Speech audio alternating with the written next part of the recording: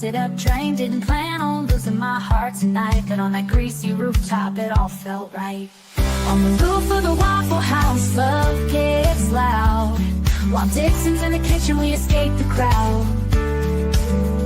He might motorboat me like a big old beast, but Lord have mercy, he smells like yeast. Might not be forever, might not be clean, but on that rooftop, I'm his queen.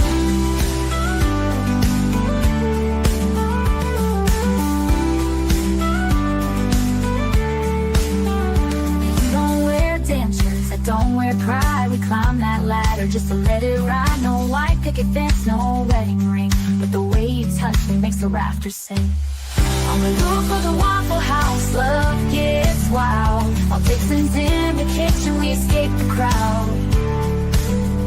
He might motorboat me like a big old beast, but Lord have mercy, he smells like yeast. Might not be forever, might not be clean, but up on that rooftop, I'm his queen. His queen. Don't wear dentures, I don't wear pride. We climb that ladder just to let it ride. No white picket fence, no wedding ring, but the way you touch me makes the rafters sing. Oh, leave the minivan, leave the 9 to 5, hop in your Beetle, let's feel alive. With Dixon, fried bacon, and a jukebox on, we found the kind of love you don't feel wrong. On the roof of the Waffle House, love gets wild. All two broken hearts, lost but proud. He might not be pretty, might smell like yeast, but tonight on this rooftop, he's my beast. My wreck, my home, my break routine, but on that dirty rooftop, I'm his queen. I'm his queen.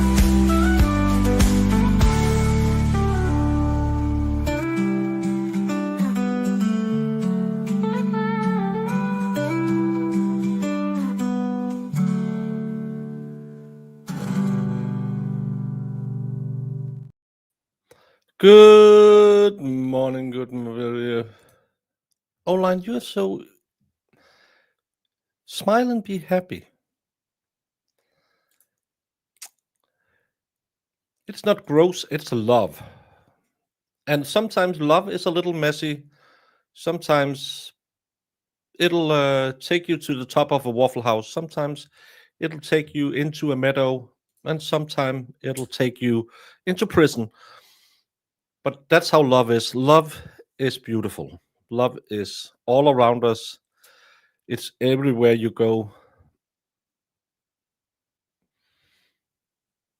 I feel it in my fingers. I feel it in my toes. As the feeling grows, love is all around me.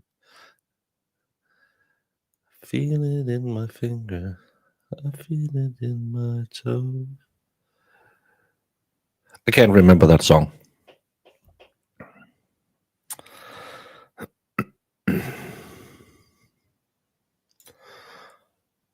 Well, if you haven't eaten and missed the first 2 hours we did, then you have eaten a lot now. But you didn't miss anything. It was a rundown of the timeline, and then someone who seemed like she was higher than a kite. It's not a Dairy Girl song. It's from 4 Weddings and a Funeral. It's not Love Actually. It's 4 Weddings and a Funeral. Don't you know your movie classics? It's the movie that made Hugh Grant a household name, and then he went and got caught in Los Angeles with a tranny. Why am I back an hour early? Because you don't do numbers. We are about to be back because this is Eastern time.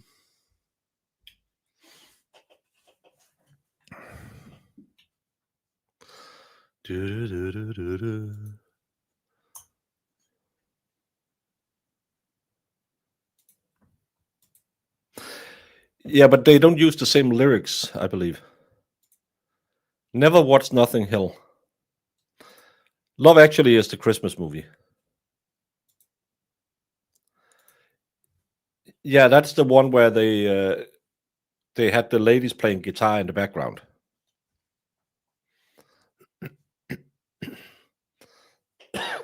But I never watched Love Actually either. So it's the only correct version is the one in Four Weddings and a Funeral, because that's a great movie. And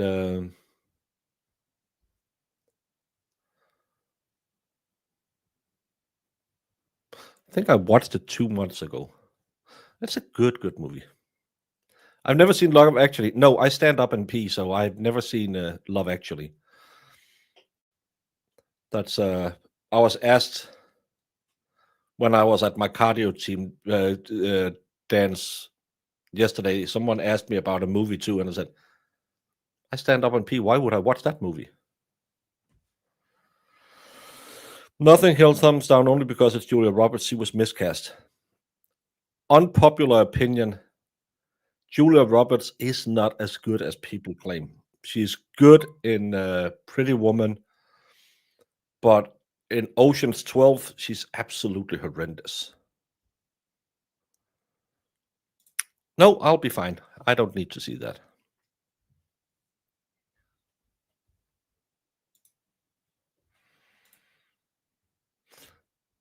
I've never ever had any inclination to watch that movie.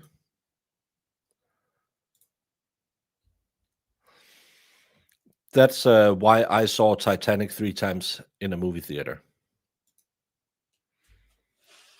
So, yeah, we men will do a lot of dumb stuff if there's a little rattling of the tuna can.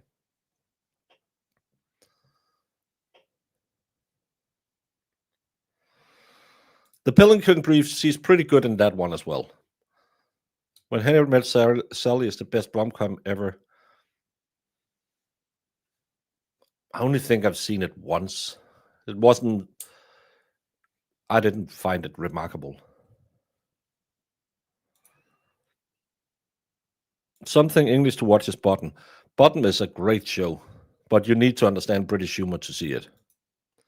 She's good in Erin Brockovich, yes, but she's in a lot of movies and she's touted like one of the greatest ever. And I think she has some good ones, but she has a lot of dots. It's kind of like not Glenn Close, the other one. The Devil Wears Prada. Devil Wears Prada is a good rom-com.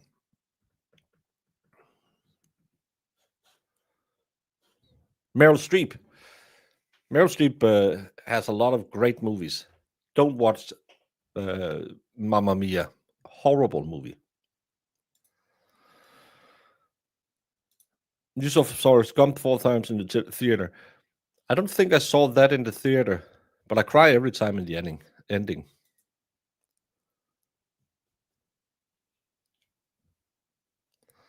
Well, go watch 10 Things I Hate About You. The Devil Wears Prada. Can't Buy Me Love. That's more of a teen rom-com from back in the day. What's the one with $2? Ferris Bueller is kind of a rom-com as well. A comedy more, but yeah, still a rom-com because it's centered around his trying to back the lady.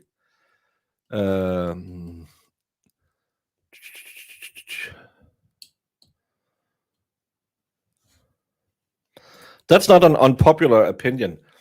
Rose from Titanic is the worst woman ever to be portrayed in movie theater ever. The next one is Jenny. Jenny is the Lindsay Gaetani of movie films. And Forrest Gump is Grant, just without the likability and the ability to always land on the sunny side. She strings him along all the time. Yeah, well, she grew up and her dad abused her. I don't care. She was horrible to Forrest Gump, comes back, jumps in bed with him, runs off the next day, and then she gets the hill and comes back and lets him take care of everything, pay all the bills. It's expensive, y'all, to go to the hospital. And then she just leaves him with a kid. She is, next to Rose, the worst person ever in movies.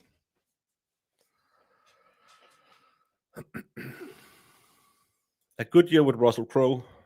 Is that the one where he's a schizo? That's yeah. Run, Jenny, run.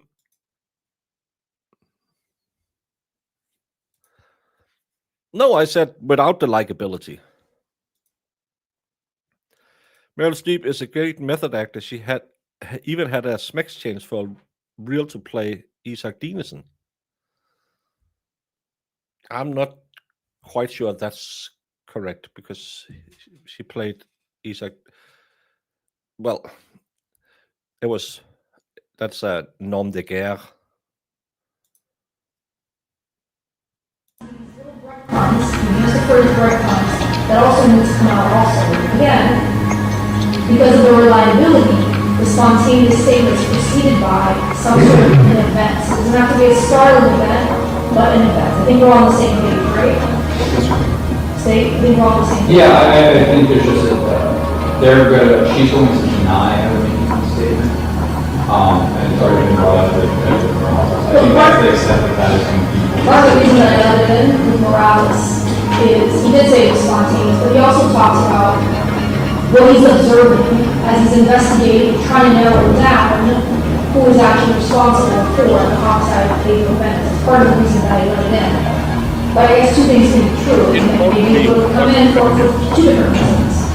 But it is a pretty damning statement, if I can use that word. It's pretty important, and so that's why I took the extra step to give limited instruction, because I didn't believe that it was introduced in the full context of spontaneous statement.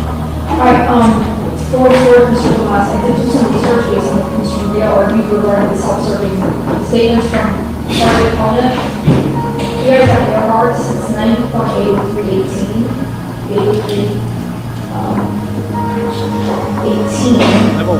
And it does indicate that, so it talks about admissions being offered by party opponents, but it doesn't have to be an admission.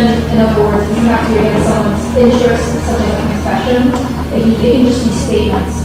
And two things can be true.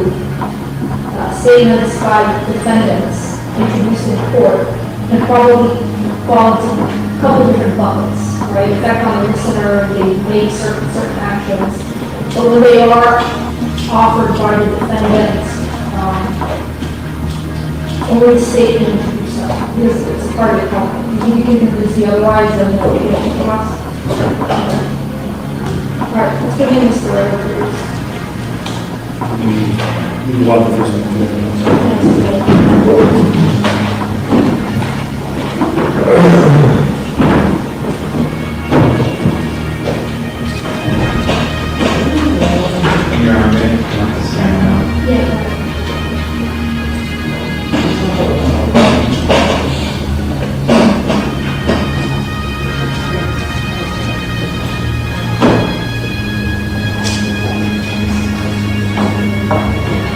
We forgot to turn it off.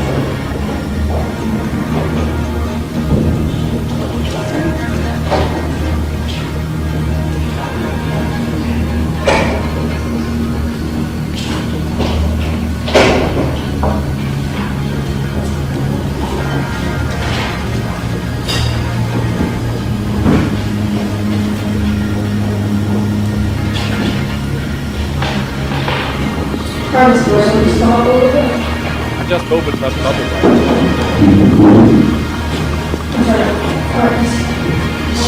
That's Ms. Barretto. Ms. Gonzalez already testified, so she's here, and he's not a witness. Am I speaking to Ms. Barretto? I think it's not a bad idea to give her a minute. Ms. Barretto, you testified during the earlier report. Yes. So you're just going to answer the questions that are asked. Please don't add anything extra. The lawyers may have some leeway to give you what we call leading questions by loud, but otherwise, just answer the question that's asked of you. There are some limitations regarding the past incidents between behavior and engagement that the court's already limited. So, for the time being, the only prior incident of violence is the one that occurred 5 days before. And unless someone has personal knowledge, such as being there, you can't testify to it. If someone saw injuries a couple days after, they might be able to testify to what they saw a couple days after. Does that make sense? Yes. Okay. All right, just pass it to the jury, and we'll have all of the sit in front of them in a minute.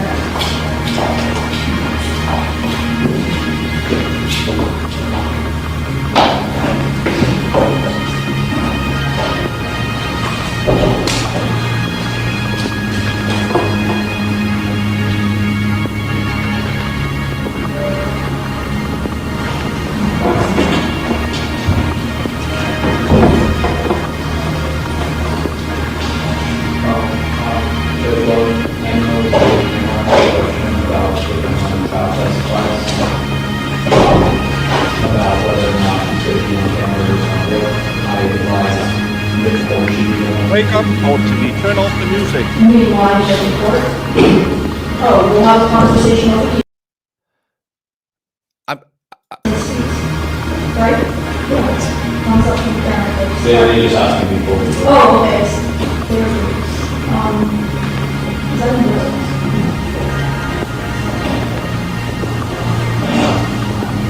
Yeah.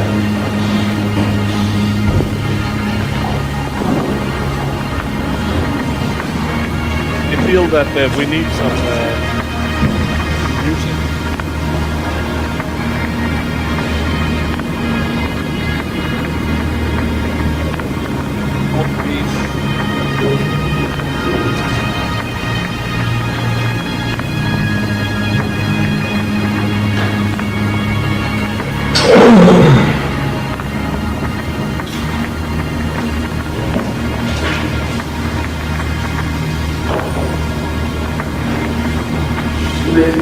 Yes.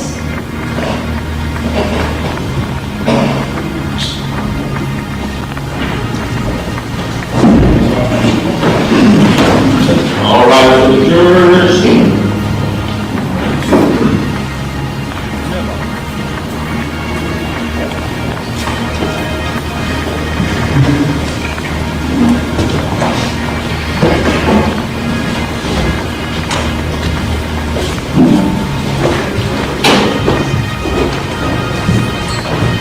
Welcome back, everyone. Please see that all the jurors who are present and accounted for orders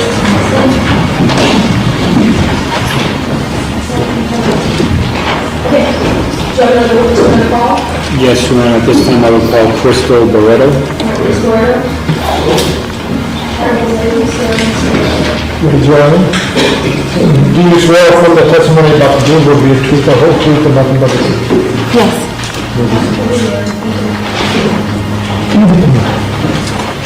I just want you to step up and down. I'll tell you what I told you in the witness. Question, answer, try not to talk over each other, even if you think you know what the answer is going to be or you know what the question is going to be. If you hear the word objection, please pause and I'll let you know we're going to continue answering. We'll go first, the state will go second, and then we'll go third, okay? Okay. Thank you. Yeah. Good afternoon. Good afternoon.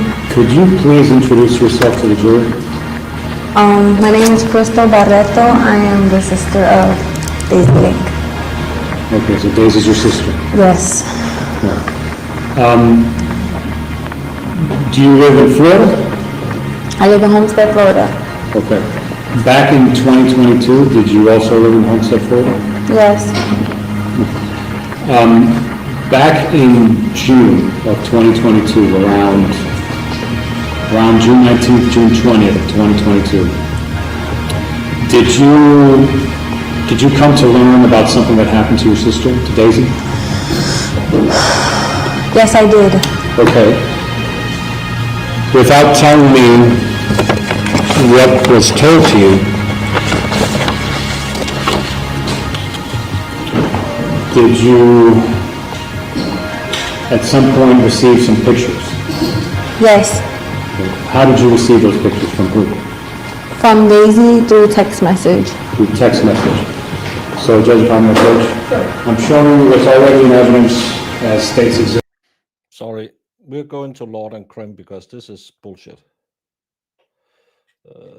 If Lord and Krim is live, yes, they She are. sent me the pictures. I Let me know if we're going to continue after. We'll go first, the state will second, and then we'll go third. Okay. Thank you. You're welcome. All right, good afternoon. Good afternoon. Could you please introduce yourself to the jury? My name is Crystal Barreto. I am the sister of Daisy Link. Okay, so Daisy's your sister. Yes. Right. Do you live in Florida? I live in Homestead, Florida. Okay. Back in 2020, No, he said I haven't presented my case yet, so I don't. You're not going to grant it to me anyway. did you also live in Homestead, Florida? Yes. Back in June of 2022, around June 19th, June 20th of 2022, did you come to learn about something that happened to your sister, to Daisy? Yes, I did. Okay. Without telling me what was told to you, did you at some point receive some pictures? Yes. How did you receive those pictures? From who? From Daisy through text message. Through text message. So, Judge, if I'm your coach, I'm showing you what's already in evidence as State's Exhibit. Well, I'll start with State Exhibit B. Is that one of the pictures that you saw, that you received from Daisy? Yes. And what is that? What do you see in that picture? Daisy's with blood all over her shoulder area and looks like some hair and on her shirt. Okay. I'm now showing you what is in evidence as Defense Exhibit C. Is that one of the pictures that you received from Daisy on that same instance? Yes, it is. And what do you see in that picture? It's Daisy's head, opened like a gash in her head with blood on her head and her hair. So after you received that notification from Daisy and you received these pictures, did there come a point after that where you met with your sister Daisy in person? Yes, when she sent me the pictures, I offered to take her to the hospital, and I went in person to her home to get her children so that she would be able to go to the hospital and get treated for her injuries. Okay, now when you went to her home for that purpose, do you know how long it had been since she had received those injuries? It had been maybe a few hours, maybe 24 hours. I don't really know the time frame of when it happened because I wasn't there when it actually happened. I was only there, after the fact and to get the children from her to make sure they were in a safe place so that she could get treated for the injuries that were on her head that looked severe, in my opinion. And that was going to be my next question. When you saw Daisy, did you have an opportunity to actually see her head and see her injuries? Yes. And what, if anything, did you see when you made that observation? I seen open wounds on her head area. It looks like you can see like her skull, lots of blood, lots of swelling all over her head. I urged her to go to get medical treatment because I felt like something could happen to her because it didn't look, anybody who would have saw that injury would have been worried for her safety and for her life. Okay. So you took care of her children, and what did Daisy do when you took care of her children, as far as you know? As far as I know, because I was checking up on her through the time frame of how she was and how she was feeling, she went to the hospital to get medical treatment while I stayed with her children. Okay. Now, without telling me what you said or what anybody else said, at some point, did you communicate with somebody else or share those pictures with somebody else? Well, as soon as I saw the pictures, and I immediately contacted my mother, and I let her know that.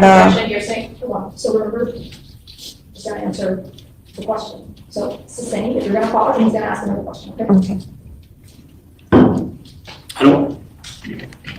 I don't want to get into what you told her or anything, but in your communications with your mother, did you send her those pictures that I just showed you? Yes, I did.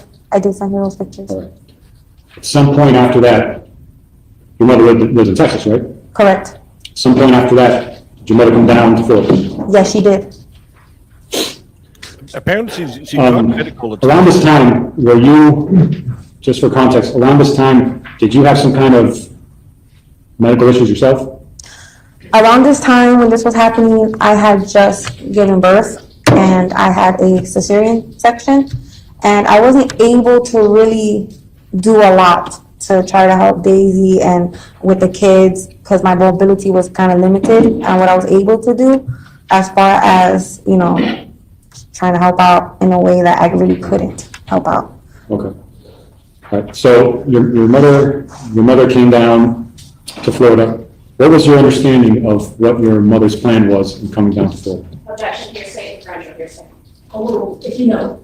So yes, you know. So what I know, what we communicated, what I asked of her was, so come down to Florida because the injuries that I saw looked really severe and I figured could be life-threatening to me, in my opinion. Please come down, take Daisy and her children to Texas, which was a safer place for them. What?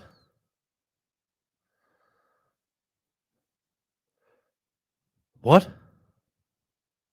As far as you know, was that the plan? Yes, that was the plan.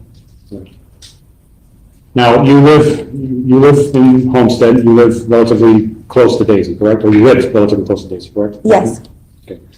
At that time period, as far as you know, was Pedro living with Daisy? from what I know, he was not living with Daisy. Okay. Now, I want to fast forward to shortly before Pedro lost his life. Yeah, she drove 19, minimum 10 hours from Texas to pick up her daughter and her grandkids because it would be safer for her in Texas. Stayed at the house for 5-10 minutes, waved to the guy who apparently punched her daughter so badly that she drove from Texas down there and didn't pick her up. What? Am I losing?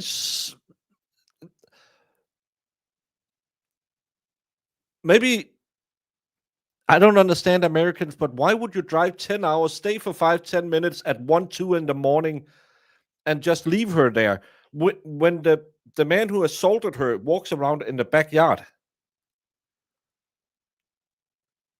Marilyn, we haven't seen any medical records. I'm losing it. Okay, well, it's just me then. Homestead is in Miami. Yeah, but she was the one who called her grandmother to come, or whatever she is, to come from Texas to Miami. And then they stayed at the house. The last witness said they only stayed for 5 to 10 minutes, but she said she contacted the grandma because she thought that she had life-threatening injuries and she needed medical attention, and it would be safer for her to go to Texas. If you had your skull bashed around, don't go riding in cars because you could have severe concussions or stuff like that. No, he was sitting in the yard walking around looking at his hands and waving at them. I'm sorry, but this story, I can't make out what could be real. Mm-hmm. Did you go to Daisy's house at some point to pick up your mother? Yes. Okay, can you tell me about that, please? She had called me, I don't remember exactly the time. I know it was like early morning hours, maybe 12 midnight, maybe 1 in the morning. I don't remember exactly the time to come and pick her up. Objection, hearsay. Don't tell us. Well, you have an answer. Remember, you're not supposed to say what other people told you. So with that limitation, you can continue. Okay, so we went to pick her up, me, my ex-husband, and Laylene. Laylene was with you also? Yes, from the home. I stayed in the back. I didn't get out the car because, I was with injury. And I don't remember exactly what happened when I got there. I just remember going to pick her up and leaving, So you went and it was around what time? It was late. It was maybe early morning. It had been maybe 12 p.m., 1 in the morning, but I know it was like early morning hours. I'm sorry, 12 a.m., 1 a.m., around there. All right, around 12 a.m. to 1 a.m. Right. Okay. So you went, you stayed in the car, right? Yes. Did your cousin Laureen, is Laureen your cousin? She's my niece. Your niece, I'm sorry. Laureen, she got off the car? Yeah, she got off the car to maybe help my mom with whatever she had, her bag or something. She got in the car, my husband was there, And you guys left? then we left, yes. What? Now, at some point later, do you end up coming back? Yes, we ended up coming back. Okay. All right, so without telling me what anybody told you, how is it that you, Who did she pick up? So Daisy get beat and needs medical attention, and ask her to take care of her kids. She can't do that because she had a cesarean section, but she tries to help with the stuff she can't help with. And then she calls her mom. Then she goes to pick up her sister, but drops off her mom. And then she leaves.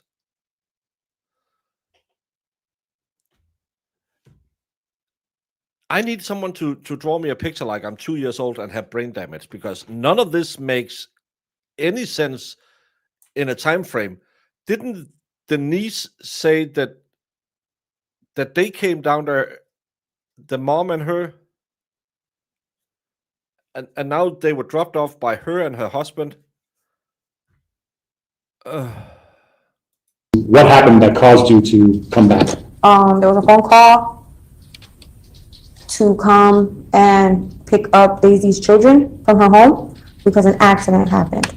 Okay. So when you arrived, do you recall having any interactions with any members of law enforcement? When we arrived, when we first got there, there was a detective.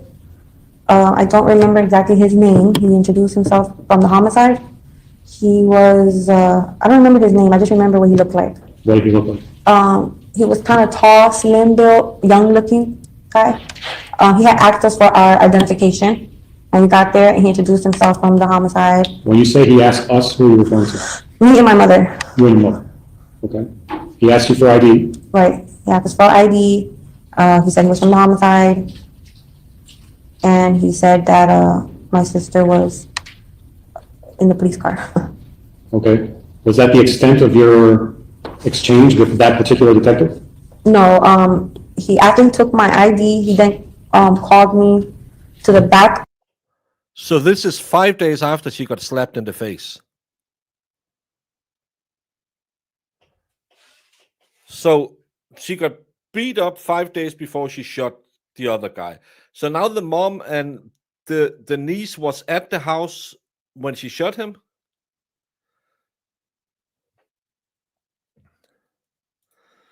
Yeah, but that was 5 days before the day she shot him. So I'm missing some days. Of a car. And then he proceeded to tell me that he had far worse news for me than what was going on there. And I was confused. I didn't understand, what exactly news he had for me. And he told me that my driver's license was suspended for over a year and that he could take me to jail if I was driving. And I asked, Hearsay, relevance, I asked, We're talking about suspended driver's license now. This is like sitting in Discord and listening to the girls. him if he was trying to intimidate me. And he was like, well, your driver's license is suspended for over a year and I could take you to jail. Hearsay, relevance, So I told him, isn't there something more important going on here than a suspended driver's license? Because you told me you were from the homicide bureau, so I'm guessing somebody's passed away here. And you're worried about my driver's license being suspended. And then what happened? And then he proceeded to try to ask me some questions, and I told him that I did not want to talk to him anymore after that. So he then had a woman detective come question me. Before we get to the woman detective, what you just described, was that the entire extent of your exchange with that male detective, or was there anything else? Just about my driver's license being suspended and him wanting to detain me. At any point, did you tell that male detective, Daisy must have killed Pedro? At that point, we really didn't know what had happened because we had just gotten there. Did you at any point to any detective or any member of law enforcement ever say Daisy must have killed Pedro, or anything like that, to anyone? No, only whatever I wrote on my statement, that was the only time I talked about any issues that were going on.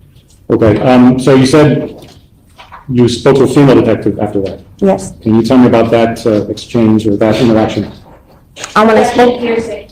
I'm sorry, what was the question? What's the female detective now? I'm asking her what occurred when she had this exchange with this female detective that she spoke to after the male detective. So who will remember, you're not gonna say what anyone told you, right? right, just what I Just asking said. about the exchange. Right, we just exchanged, what happened a couple days before, the incident. Objection, you're saying overruled. So we, Did you show anything to the detective? correct, I showed her the pictures of her injuries, The same pictures I the just same showed you? pictures. Okay, you showed it to the female detective, correct. and? And I also showed her, the messages that we had exchanged during that period of the exchanging of the photos. Okay, And she then proceeded to tell me that she wasn't interested in that part of the situation, that she was only interested about what happened the night of leading up until the events of when Pedro passed away. okay. Was there any more to the exchange? Did it end there, or was there more to it? I just basically told her what I knew from that point on. That I dropped my mom off, that she was going to leave with my mother after the incident had happened. And that was basically what happened up until the point where he had passed away. Okay. Thank you, man. That's all the questions I have at this time.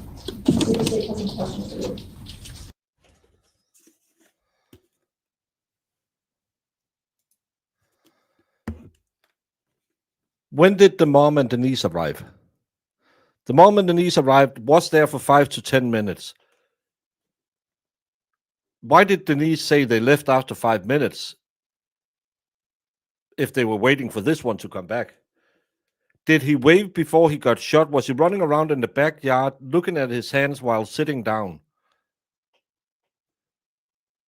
Why did she go and pick him up if she got beat 5 days before? Is this family full of shit?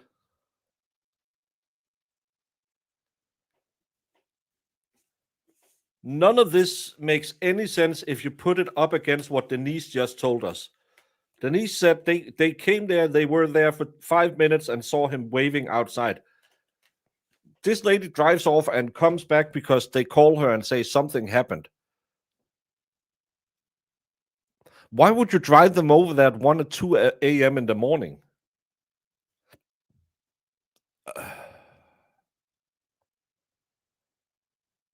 Yeah, this is the recap. What the...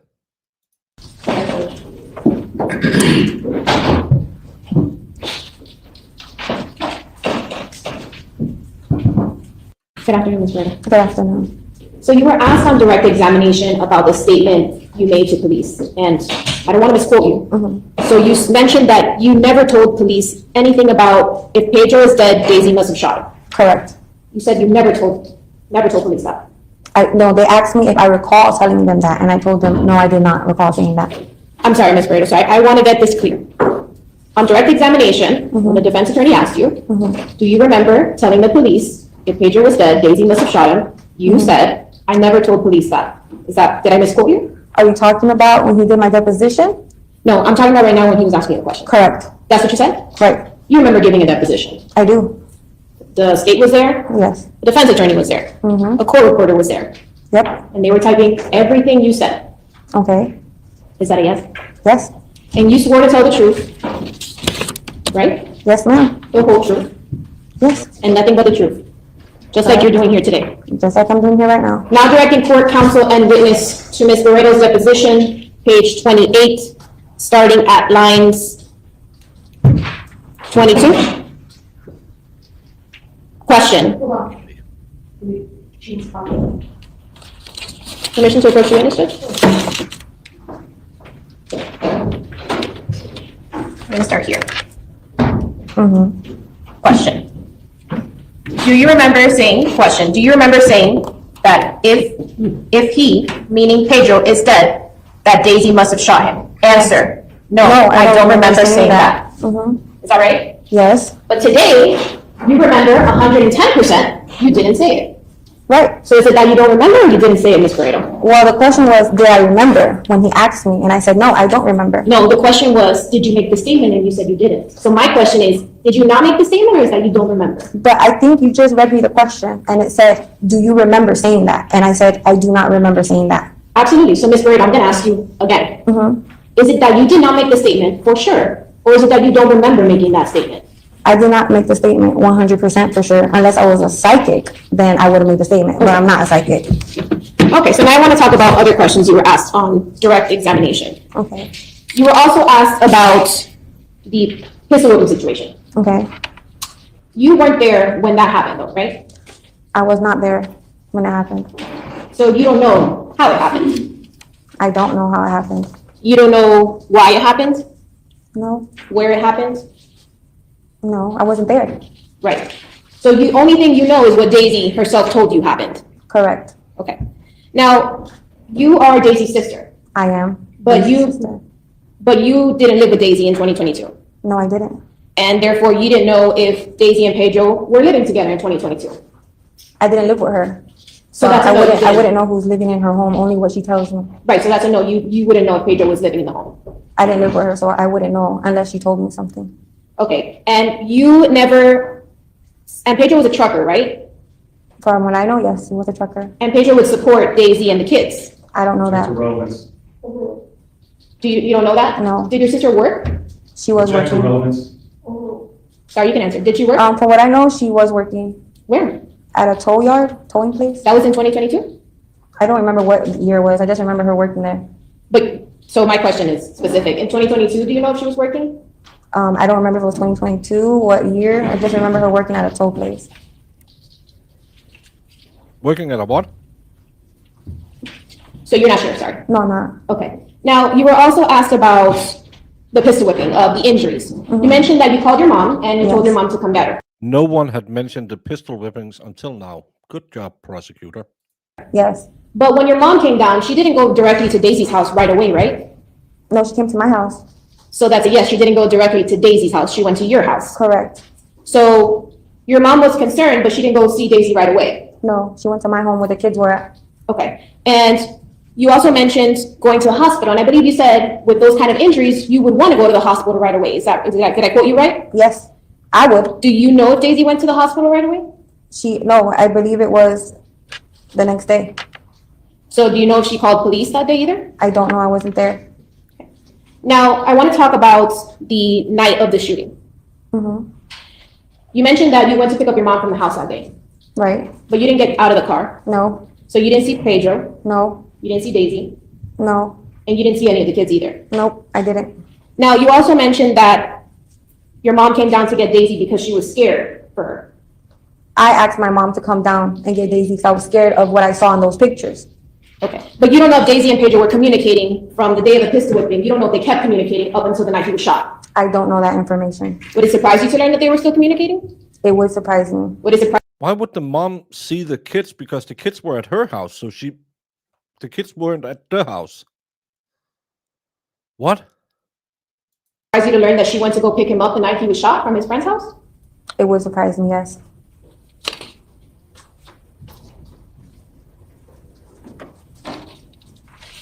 Moment to confer, Judge. A 21-hour drive, and then you No don't further go questions. to save your daughter. And you do it 4 days after it happened. You were asked a question a few moments ago about you only knowing what Daisy told you, right? Correct. Well, you saw pictures for yourself, right? And Yes, I did. you saw those injuries for yourself, right? I did see them. And those injuries were fresh, right? They were pretty fresh. And there was open wounds on her head, right? Open wounds, blood, and you can see her skull bone. So that's not just what she told you, right? No, it's what I saw in You saw person. with your own eyes, right? Yes, with my own eyes. And what effect did seeing that have on you? Objection, relevance? I felt like it was life-threatening. I felt like, sorry. Do I go this way or stay down? I felt it was life-threatening. Once you see that, you do, and what if anything is crossing your mind? When I seen that, I felt like the situation was an emergency situation to where, either Daisy herself or her kids had to be taken out of that situation. To me, it was not a very good place for either of them to be, and, it was a very dangerous situation. To where if somebody would You're so full of shit and you're so prepared to give this statement. And now you can't remember what the lie is you're about to say so you can bolster your sister's defense. I get it. You have to fight for your family, but this is such a crock of shit.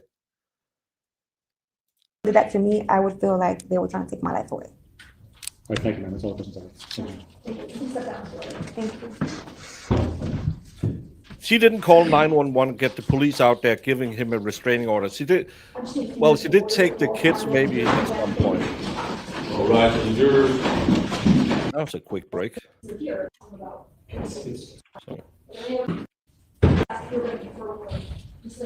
first two witnesses that testified, were there any other questions that you thought someone else should have asked? I know the first one you were to, what about the second one? Since they're here, you wanted to call them for anything, you have that option, does that make sense? This is the witness that you're gonna call, do I have to also talk to them about? It's her mother. So let's bring in first. What's happening? So they drove down from Texas after the pistol whipping and got there in time for the city in the yard walking around. Yeah, and the pistol whipping happened 5 days before, so it's they were Since you're here, conserving energy. Remember, you're gonna answer just the questions that are asked. And I've already ruled that, the only incidents of prior violence at this stage that are coming in are only the incident from what the lawyers are calling the pistol whipping incident. I expect you to say something along the lines of, came down based on injuries you saw, right? Did you observe, well, is there another incident of argument, Mr. Glass? Or the incidents of violence, where there may have been incidents? Yes, Judge, so She already testified to that in that position, right? Now, also the record here? I remember the record here. I don't recall from that position, I wasn't there for the hearing. This is I the remember mother. there may be an argument that you observed, after you came down from Texas. she observed him grabbing her, and yeah, she observed some physical altercations between them. Other than that, I don't think we expect anything else to come in. No, just, she learned about the pistol whipping incident, she got the picture, she came down, and she observed interactions between, So you Daisy just gotta and be Taylor. careful not to say what other people told you. Of course, yeah. Unless I instruct you, you can, or unless it's pretty clear from the way that the lawyers are asking, that they're suggesting that answer. Sometimes they are allowed to do that. Judge, and I'm sorry, can defense just say when is it that because I'm reading her deposition, I didn't see an instance where she mentioned they were scuffling around or something? I don't remember specifically, I just remember her sitting in a doing argument, that's from my memory of the other. correct, so when she was, remember, she gets picked up a couple of hours before the shooting.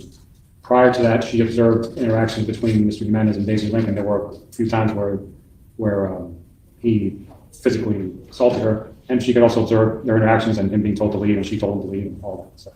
Again, Judge, I don't, if defense can point me to a page and line number of where she testified that to as a deposition at a Harvard hearing, that's different standard than that trial, and under her deposition, I do not remember. No. No, Was she asked this? I don't recall if she was. I do remember asking her specific acts of other violence. Yes. I actually went to hear about it. And she testified, because I thoroughly read it, as to the prior leaders. But as to the night of the incident, I do not remember her saying anything about her saying him get into a scuffle or her saying for him to leave. Anything that the defense just brought in, I have her deposition in my hand right now.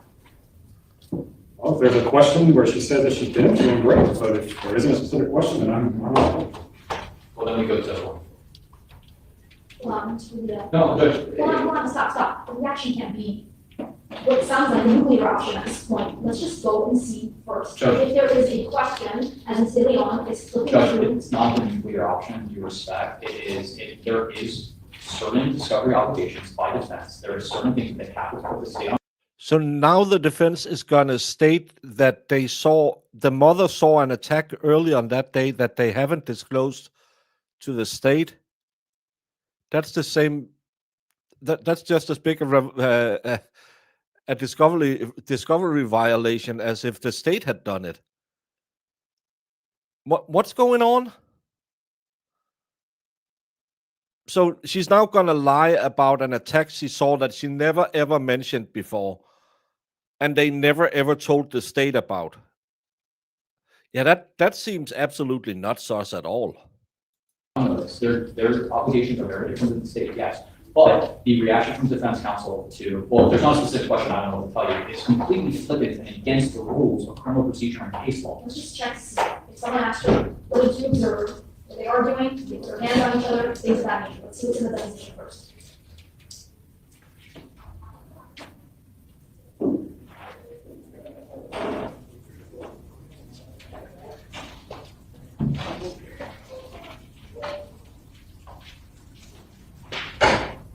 I'm already getting to the right way portion.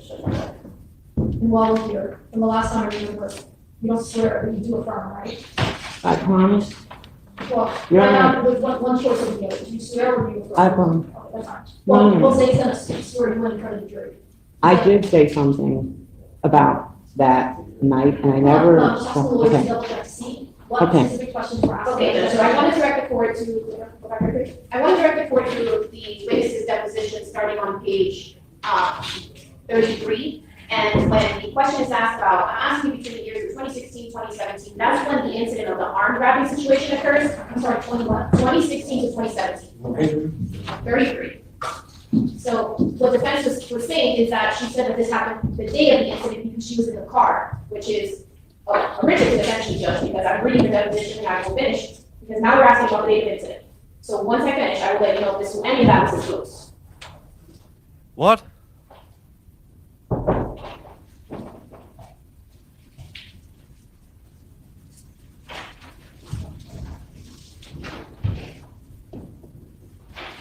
So now they're gonna pass off a 6-year-old incident as happening on that day. Defense, do better. This shouldn't come as a surprise. Deposition. What the defense is saying. We're gonna start on page 70 of the witness's deposition. Line 23. Let's talk about the actual incident night itself. How long were you with Daisy that day? I got there at 1:30 a.m. or p.m. PM on the 24th. On the 24th, and you stayed until when? Close to 2 o'clock in the morning. Why did you leave? I was exhausted, really, I was jet lagged, and after listening to what was going on back. Question, and I don't know what that means, I'm gonna have to have you explain whatever was going on, what that mean. Answer, I got there at 1:30 and I was there with Crystal. We were waiting for Daisy to get there. She said she was going to be there a few minutes. She was at the post office, then she pulled up in a rental, the same rental car that I'd seen her with. And so Pedro didn't know I was there, he had no idea that I was Florida. So he was getting out of the car, and then he saw me, and his face just turned like a ghost. He couldn't believe I was there in front of him, so I told him, you know, he likes me. You know, you were saying here that you thought Daisy was in the bed, and you know, I was in front of him, and I said, but you didn't tell me that you got her back. And you know that you were punching her in the face, and she has wounds on her head. I said, you know, and she said, yeah, go ahead and tell my mom why you did that to me. And so he said, I'm not going to stay. I'm really going to leave. I'm going to leave. I said, no, I think you should do a police report for me. And he said, I already called some friends. I only came with her. This is what he said, because I helped her get a rental car. Her truck is in the shop, and since the car's under my name, I have to take the rental car. I said, yeah, but I want you to know why you did that to her. He said, because you know, I caught her with another man, and I know you told too late that it was your nephew. I said, but so you get to do that to her, and I told you that was my nephew, but you didn't tell me that you did that to her. And you know, he was like, well, I'm gonna leave now. Anyway, so this white man pulled up another vehicle and he's out there talking to these 3 men. And he said, look, I haven't touched Daisy since 2016, and yeah, I lost control, but I didn't mean to hurt her. And so before he left, he pulled out a credit card and said, there's $17,000 in this car for her trouble. I'm sorry. and that's- Can we stop for a second? This is page 75, line 21. On Tuesday, we pull weights because if you want to sneak into a dorm and give her the Texas Longhorn, your buys and lats better be effing swole. Yeah, and if you want to sneak into this courtroom and try to make sense of it, I will super chat you, because this lady just spit read something that made absolutely no sense. Someone is who is someone in a rental, and someone, a white guy, I think.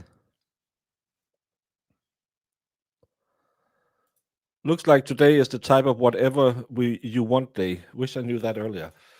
Well, today is yes. The music is you being hours behind. He was there, but he was choking her, and then he ran out the door. I mean, Is there something that preceded that? Is there other questions that preceded that? In other words, she didn't do this on. I mean, there was a lot of back and forth kind of all over the place during these depositions, as you heard. He grabbed her, again, page 75, line 3. Well, line 2, question, arguing is not violence. Tell me about the violence. He grabbed her by her throat and slammed her against the wall, trying to choke her, and I told him to stop. I'm calling the police. He said, no, don't, I'll lose my career, I'm leaving, and he runs out the door. And a little bit further, he talks about choking her. Where's the surprise? I don't understand. But the back and forth between that, I don't know, she's not specifying that it was the day of incident. I didn't delete your chat. As long as I can feature those. Your chat is right there. I don't delete your chats. Once the jury comes back in, you'll come sit right here next to me, similar to the arbitrator, right? So I'll bring the jury.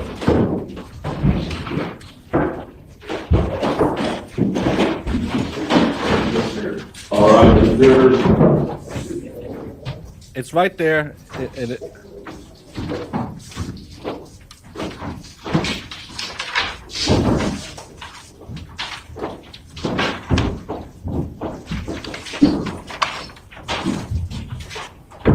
Funny enough, I can't spin it. Head count, presence, y'all conceded, boards present as well as still. It's in StreamYard and Yes, Your Honor, at this time I call upon Subpoena I can't Perez. spin it. Right, that's fine. Do you swear from the testimony about to give will be a truth, the whole truth, and nothing but the truth?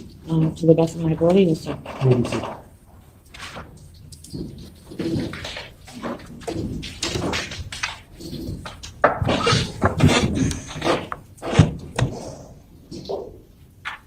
Good afternoon, ma'am. Could you please introduce yourself to the members of the jury? So I am Josephina Perez, mother of Daisy Margaret Link. Daisy Link's your daughter. Do you have another daughter? Yes, I have several daughters. Crystal Jean Barreto is my daughter, and Gloria Gonzalez is my daughter, Okay. and Valentina Perez is my daughter, and my granddaughter that you just saw in here. My granddaughter is Laylene Yasmin Gonzalez. You see a little soft, I'm just gonna have to keep your voice up, okay? Okay, sorry about that. You reside, where do you reside? I reside within the state of Texas. Back in 2022, did you also reside in the state of Texas? Yes, I did. Now, I want to direct you to around June 20th of 2022. Did there come a time around then where you traveled from Texas to come down here? Yes. Florida? Yes, I did. What caused you, without telling me what anyone told you, what happened that caused you to come down here from Texas back then? I saw some photos of my daughter Daisy with her head bashed in, covered in blood. She had a giant scrape on her neck. She had a giant bruise on her arm. And the message, whoever got it, when they gave it to me, it said, So remember, we're not saying right Okay, now. sorry about that, What ma'am. someone else told you, but you observed photos, and then you came down to Miami. right, but there was like a little text with it, and all it said You was, observed photos and text. Yes. Okay. The last one, sorry. So these photos, exhibit B and C, defense exhibit B and C, are these two of the photos that you saw which preceded you coming down here from Texas? yes, yes. All right. So what were you looking to accomplish when you were coming down here? I was supposed to be, what I was looking to accomplish when I arrived before my original date was to remove her and the children to safety immediately. We had already had plans to do that. I just had to, do it at an earlier date because of this. Now, when you say you already had plans to do that, what are you referring to? I was supposed to come instead in like around July the 4th. And once we had all the stuff packed and the children would already be out of school. Didn't her other daughter just say she called her mom and told her to come get her? Now mom already had it planned that she was going to come get her. So it had nothing to do with the pistol whipping. You just drove down there because you got a text message, but you already had it planned.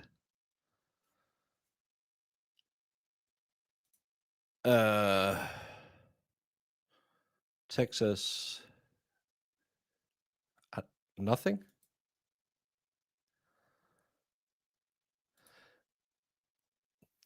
Yeah, especially when everyone was at the house, but not at the house.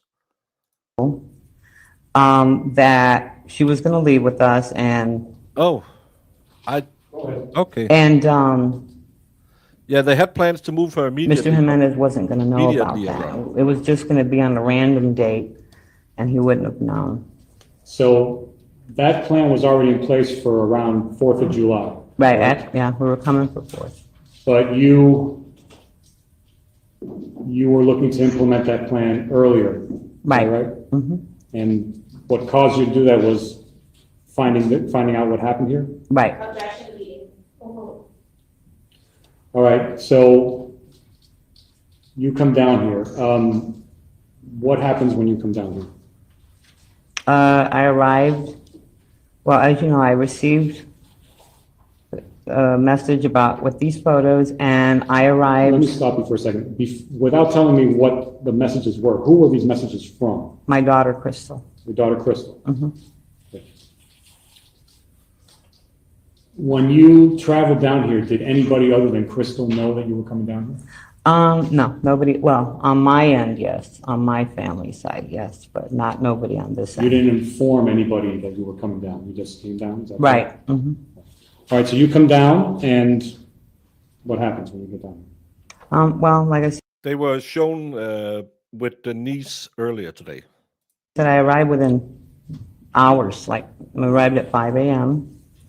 And, I had Crystal's husband pick me up at the airport, drop me off at Crystal's house, and he had to go to work. And, I saw Daisy later in the afternoon. She didn't know I was here. I didn't want no one to know I was here. You didn't want her to know you were here? No, I wanted to see what was really going on. You know, I want to observe, so when she came, I saw her. Yes, I did see the physical open wounds on her head. She had a giant bruise on her arm. She had a scrape, like a mark here. And I told her, you know, that's it. We have to get out of here now. And I need you we're going to pack everything up and we're just going to leave. Okay. Now, I want to fast forward to the last night that you saw Pedro Jimenez. You know the night I'm talking about? All right. So let's start off from the beginning of that day. When do you first see your daughter Daisy, or when do you first go to her house that day? I arrived at 1:30. In the afternoon? Right. Okay. And all right, so what do you do? What do you observe? I sent her a text and I told her that I was here, you know, at her place. And she said, okay, like, more or less, I'm not going to be specific. I can't remember word for word. I'm on my way. Okay. So, Now, you said around 1:30 p.m.? yeah, in the afternoon, yes. All right, do you recall approximately when it was that you finally left Daisy's home that night, or later that day? Around, like, between 1:30 to 2 a.m. 1:30.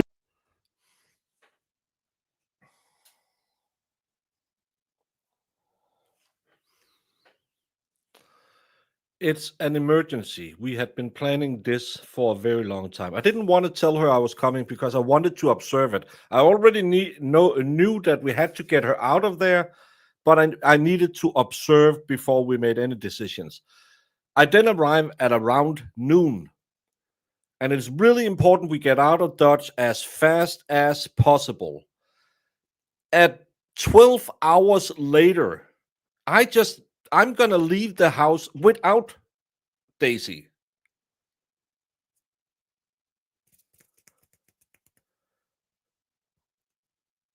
No, she observed for 12 hours and left. 5 days later, I can't. Yeah, do you have your exit, buddy? What? When were they going back, and was she going with them when she pew-pewed him, knowing she was leaving for Texas?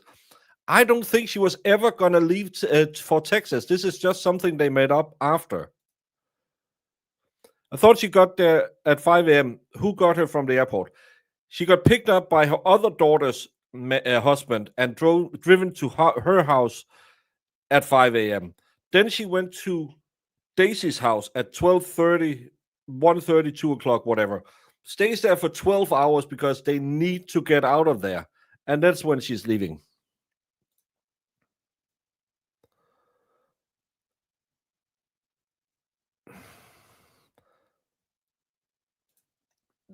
Yes, the girl who was with her said they arrived at around 12 to 1 o'clock in the morning.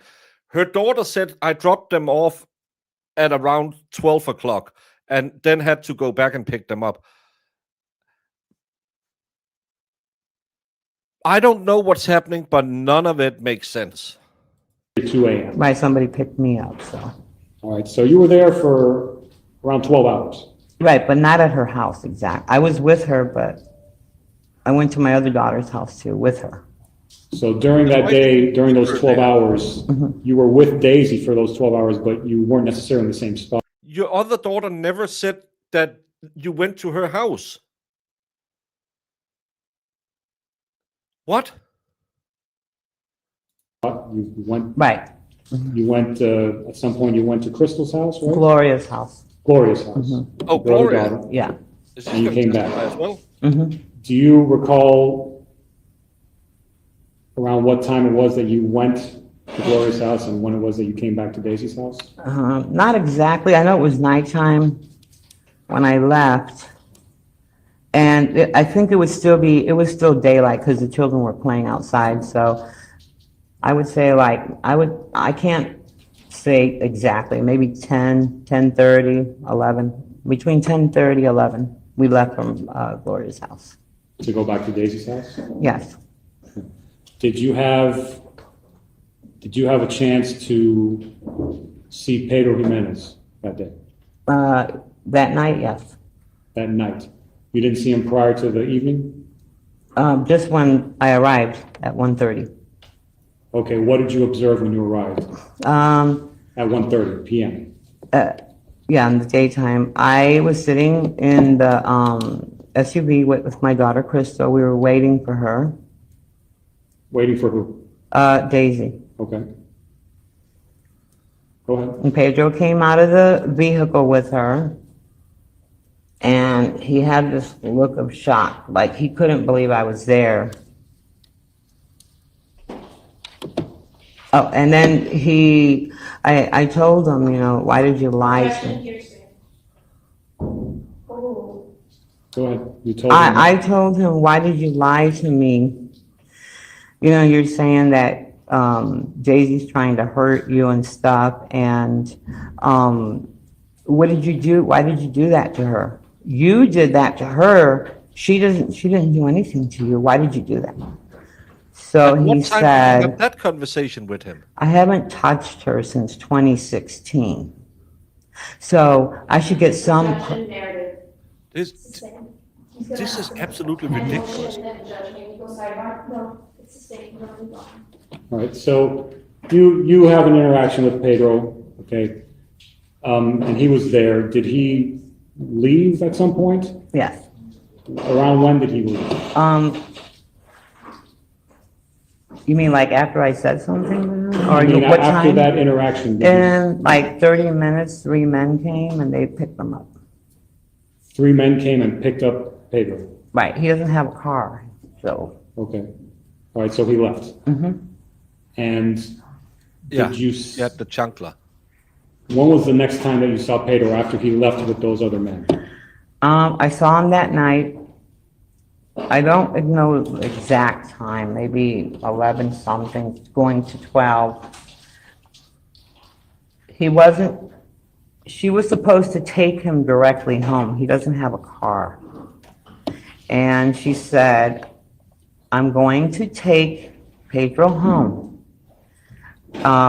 And When you say she, you're talking about? Daisy said she was going to take Pedro home.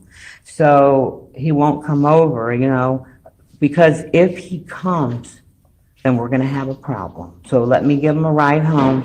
And I told her, okay, go. Objection, narrative, hearsay. Oh, you're almost done with the thought. Yeah, I'm just gonna say that, and then I send her to the store, and he did come instead of going straight home. So, Daisy came back with Pedro to Daisy's house. Right. Now, once he's there, do you observe any interactions or altercations between Pedro and your daughter Daisy? Yes. Okay, what did you observe? First, he choked her for a reason, you know, a conversation that they had, and her response You made called him the very, police very when he choked angry. her? And then I told him, I'm going to call the police. The second observance was Hold on, when, before we get to the second. Okay. What, if anything, did Pedro do when you told him that first time, I'm going to call the police? he said, don't call the police on me, or I'll lose my career, I'm leaving, and then he ran out the door. He ran away? Yes. Do you know where he went? No, Okay. it was inside the house, so I don't know. Did he come back at some point? Yes. All right, when did he come back? About maybe 15, so many minutes later, I was with her sitting out front by the AC unit, that's the front door. So I turned my head around, and Mr. Jimenez stuck his arm in the door, in the window. There's a broken window that is punched out. And he unlocked the door and went inside, started knocking things over. And then Daisy opened the door in the front. They have like one door is on this side, one is on this side. And she said, Objection, hearsay. Oh, Go ahead. oh, go ahead. She said, get out of my house. Give me my stuff back. Now, she said, get out of my house. Did Pedro live there, as far as you know? No, but, you know, he would just stop by, you know, like when you have your time out from the truck driving, Right.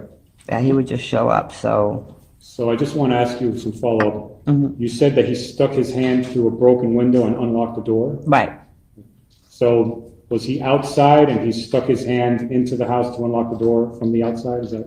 right, you know, I'm sitting at the front window, so I see the door, I see him put his arm in. He's turning the knob, you know, like little knob that you have there.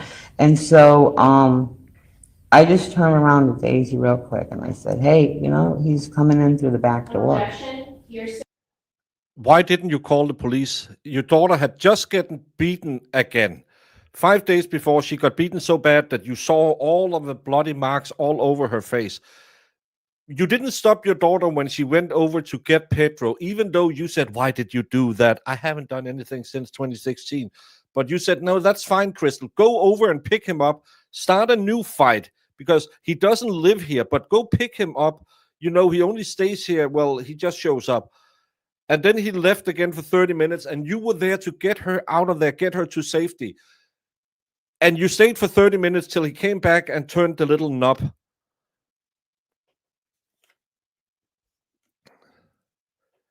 Tell me if I'm correct.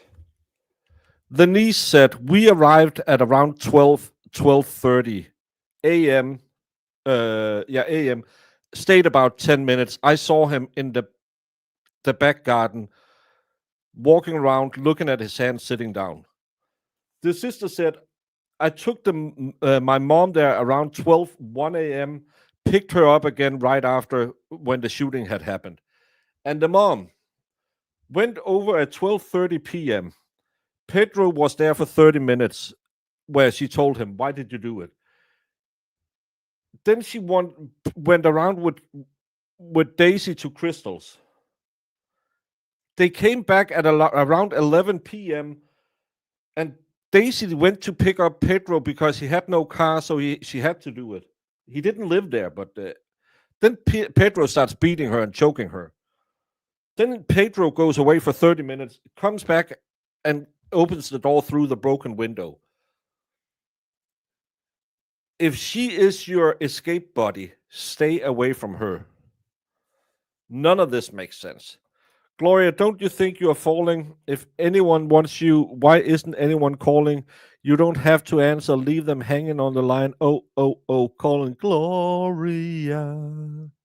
I don't know the song, but thank you, Brendan.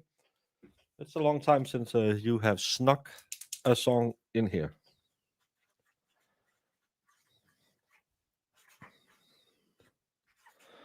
And no sexual undertones. Brandon must be getting better.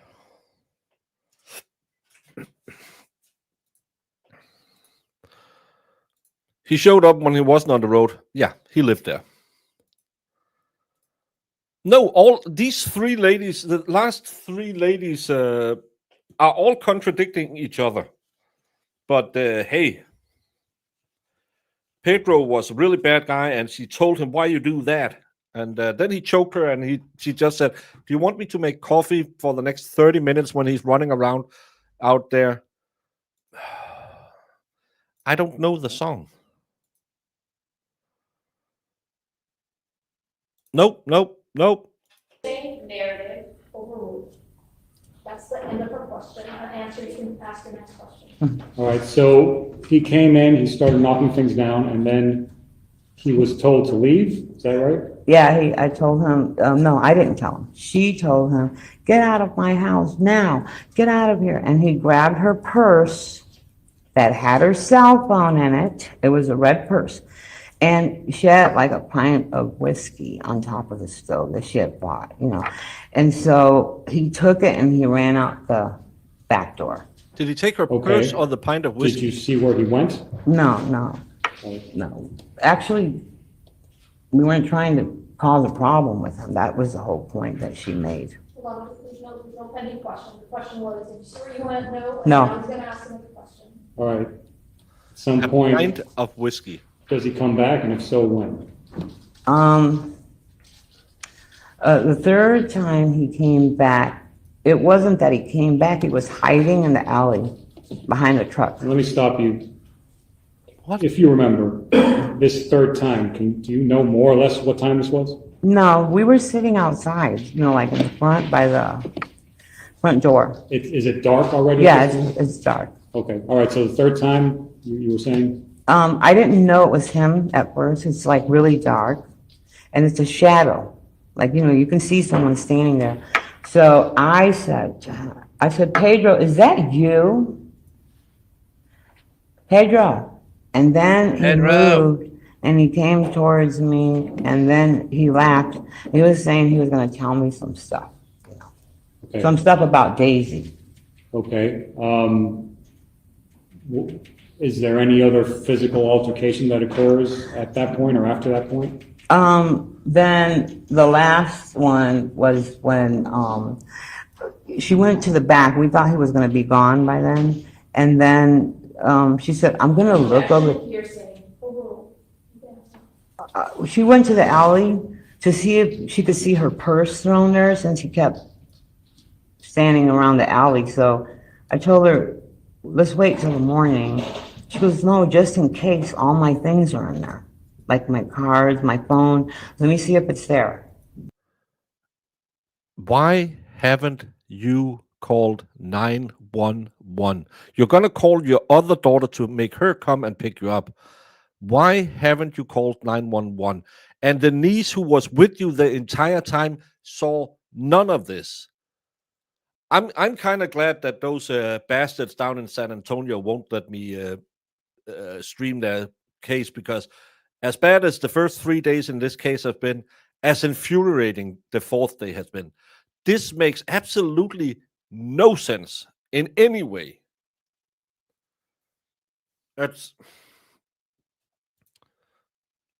I'm sober.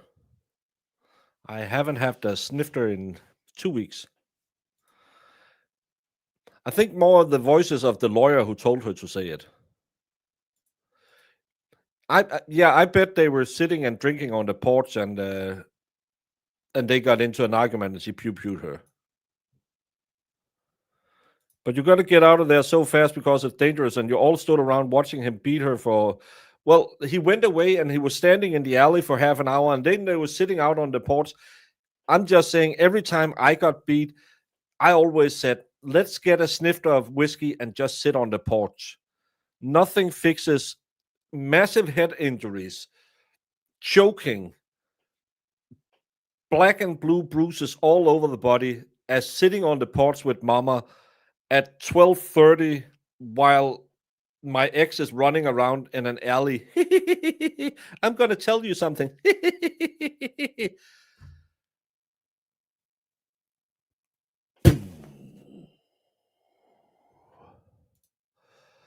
I at this point, I think I shouldn't be sober to try and understand this. And then he came, I'm trying to figure, from this way, I don't know east, west, or north, it was dark out, but he went like this, and he saw her, and he came running like this, and he clotheslined her. You know, like when you go like this, and knocked her back, and then he said some cuss words, and grabbed her by her hair, and then hit her like this, you know, like you pick someone up, and he put her face on the, it's like a gravel. Yeah, I could see him, and I told him, now I'm not playing with you. I'm gonna call the police for sure. And he didn't say a word to me. He ran away. Non-responsive. You finish your thought, you can say a word to you, and then. He left. That was it. He ran off. Is that the last time you saw him? That's the last time I saw him. Yes. Okay. So that was the last time you saw him. Before that, if you know, how many times was he told to leave, either by yourself or by your daughter? Many, like, the parts that I didn't discuss with you. She was saying, leave, get out of my house. The question is how many times? Oh, maybe about 5 times between the both of us. Okay, so he's gonna ask another question. Okay. All right, so that was the last time you saw him. He left. At some point, you leave Daisy's house as well, correct? Right, I left later, much later, about, like I told you, the time. How long after this last time that you saw him was it that you left? Maybe 30 minutes. And I looked around, I didn't see him anywhere, so I told her, you know, I'm gonna go home. I'm tired, and, you know, I discussed it with my other daughter. I said, I need a ride home. You know what? I don't want to be around this stuff. I told him to go, and hopefully he'll stay gone until the morning we can figure out what's wrong. Okay. And what was the plan for the following day? We were supposed to have a barbecue, since I had just arrived. And then, we were gonna plan, you know, like basically her escape without him knowing. Like, I told her, you know, we can't let him know anything. You know. And so that was our plan for the next day. Okay. But then at some point, not long after that, you ended up going back to Daisy's house, correct? In the morning, after the police called me. The police called you? Yeah, it was, they told me that to come get the children and get them away, so I did. Okay. If I can just have a moment, Your Honor.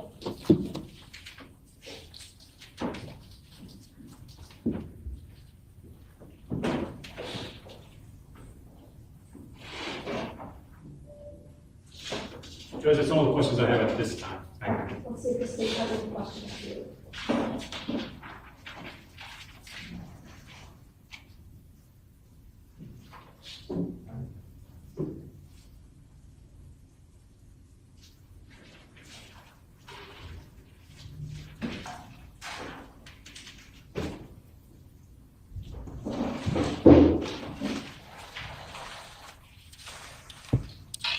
Good afternoon, Ms. Good Perez. afternoon, ma'am. I want to talk about the story that you said on direct examination. Objection to characterization. Move to strike. Yes, Judge. So you mentioned on direct examination that you told Pedro on the night of the incident, get out. Did I say that right? That I said to him? Yeah, that's what you testified to. I just want to make sure I Wait heard a it minute, right. because I gotta make sure. Yeah, you said At that. what You point? told him The to first get out time? after he the choked your second, or the daughter. third? Because I said different things. So you told Ms. Perez, did you, on direct examination, testify that you told Pedro on the night he was shot to get out of the house? I told him to leave.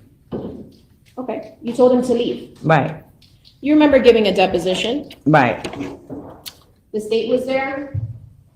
The state attorney was there? Will there be a difference, the word leave and get out? I don't, there was. So, we Ms. kept- Perez, my questions, Finish the thought. If you're saying leave or get out, we said it so many times. I could make a mistake and say I said one thing or the other, but we did say it. I understand, Ms. Okay. Perez.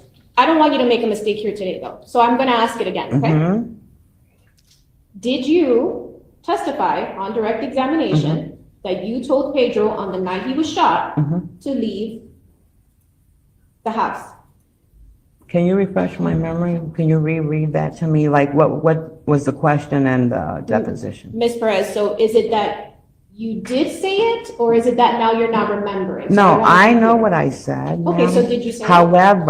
However, on the day of the deposition, you had a Ms. mic Perez, I don't problem, want to- so I want to make sure that. I understand, Ms. Okay. Perez, but my question is, I'd ask that Very you allow clear. the witness to finish her answer, please. Sustain, finish your answer. We're not gonna go in a back and forth, okay? Right, I just don't know if that was the time that the mic kept going out.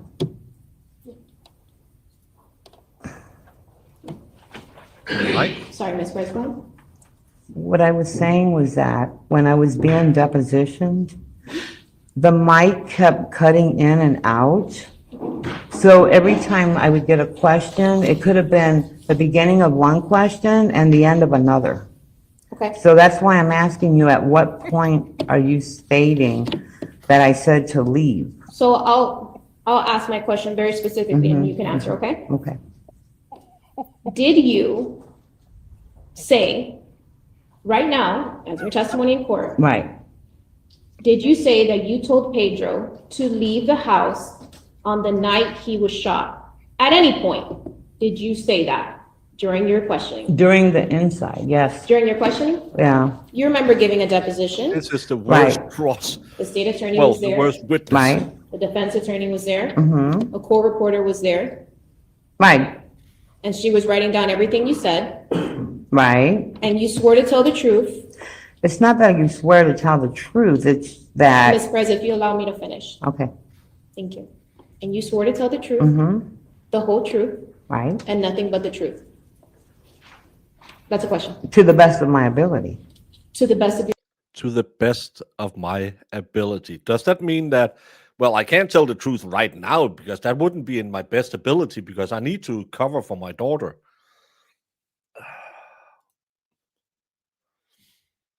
abilities, you swore to tell the truth, just like you did here today? Of course. Okay. Now directing court counsel and witness to the witness's deposition conducted on September 9, 2025. Ms. Perez, I want you to look and see, where is it that you say that you told Pedro to leave the house? Any point Objection, of that improper page? impeachment. Sustain. Can you Well, point I'm to, gonna re-ask the question. can you? Where in this deposition did you tell Objection. Pedro, where in the deposition did you tell Pedro to leave the house? No objection. Sustain. I cannot see. No. We're gonna have to re-ask the question. Okay, ma'am.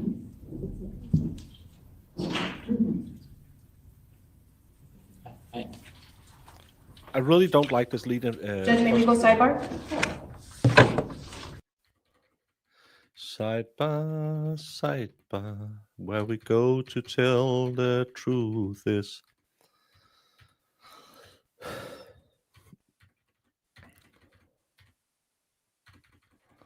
Oh, it's a long sidebar. Sherry Berry, I can't get you through this because I'm lost. I don't know where anyone was at any given point. Now, Ms. Perez, where on this page do you say, I told Pedro to get out? Page 70.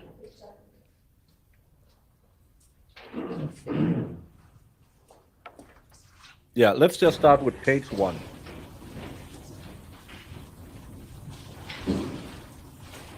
This is the prosecution. I have a feeling that she hadn't had many cases. The lead prosecutor has been really slacking her off, but he's a douche canoe crap nozzle. He's also yelling at the judge and stuff like that. He seems like a real asshole. I got it down. Okay, thank you.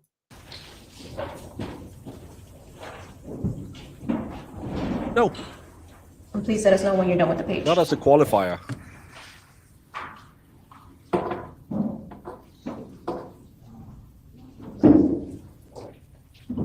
Okay, what about it? Do you see on this page 70, where you stated that you told Pedro to get out of the house? Is it yes or no? We're not even in the house at this point. You said, you're asking me at 1:30. Where on this page do you mention that you told Pedro to get out of the house? It's just yes or no? What is this in reference to, ma'am? Okay. That's why I'm confused because I'm not in the house at this We're going to start time. with this line, Mhm. where it says, starting on line 23, let's talk about the actual incident night. Mhm. And I want you to start reading from there. Yeah, it says I got there at 1:30. So the question is, the Yes, question ma'am. about tell us what happened that night. Right, Okay, review the page in front of you. right. Did you ever inform the lawyer who was questioning you that way? That you told Pedro to get out of the house. I never got a chance to tell him anything.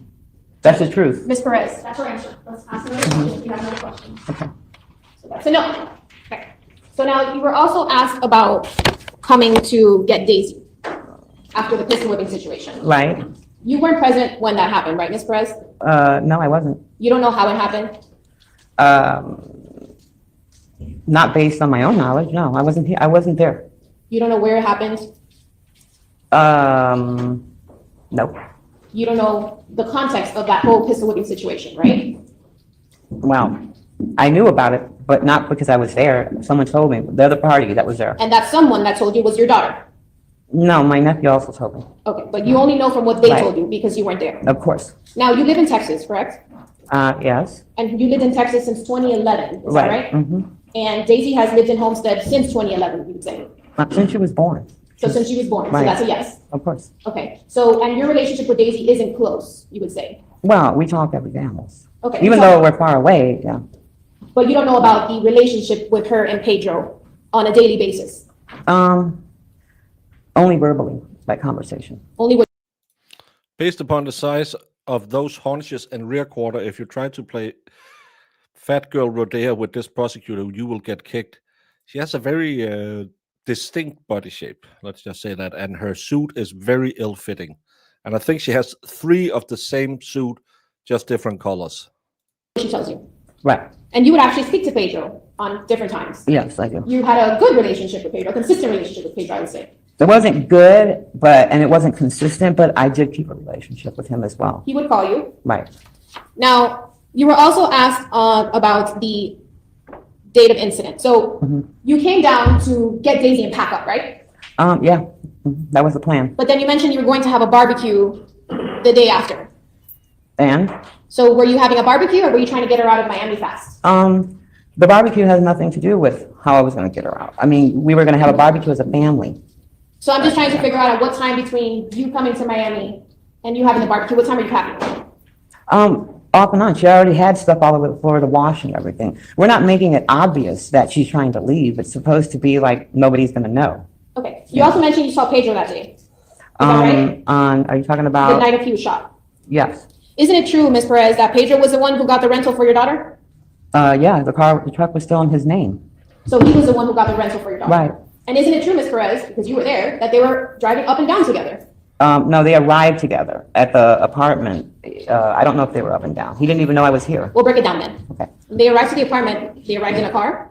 Yes, and They arrived together in the car? they arrived together. They were with the kids as well, at one point? No, they weren't with the children. So if I were to show you ring camera footage before he was shot with him, Daisy, and the kids, would you recognize that?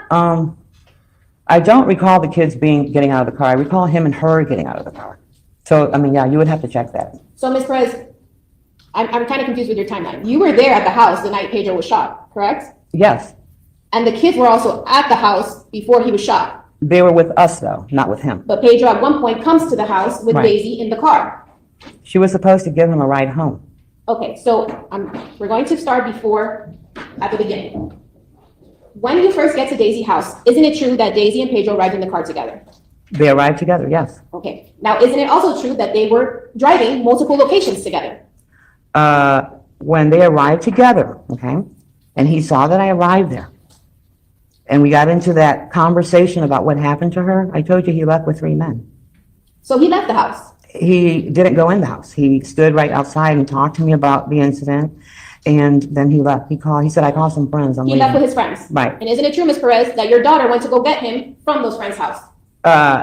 She went to go, you want me to tell you why? Ms. Okay, Perez, I it's just want to either answer yes yes or no. Okay, Isn't yeah. it true that your daughter went Yes, to she go pick up did. Pedro from his friend's house? Right. So your daughter is so scared that she goes to pick up Pedro after he leaves from the friend's house.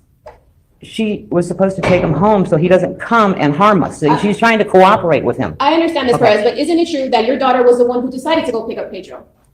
Well, it'd be better than having him come to the house where the children were, Ms. Perez, my so. question is very specific. Isn't it true that your daughter was the one who decided to go pick up Pedro? He didn't ask her to go pick him up. I don't know that. Would it surprise you to learn that she told the detectives that she went on her own will? No, sign our release.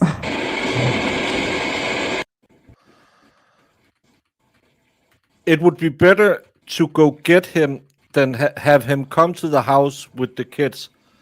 But if you get him, you're gonna bring him to the house with the kids. What?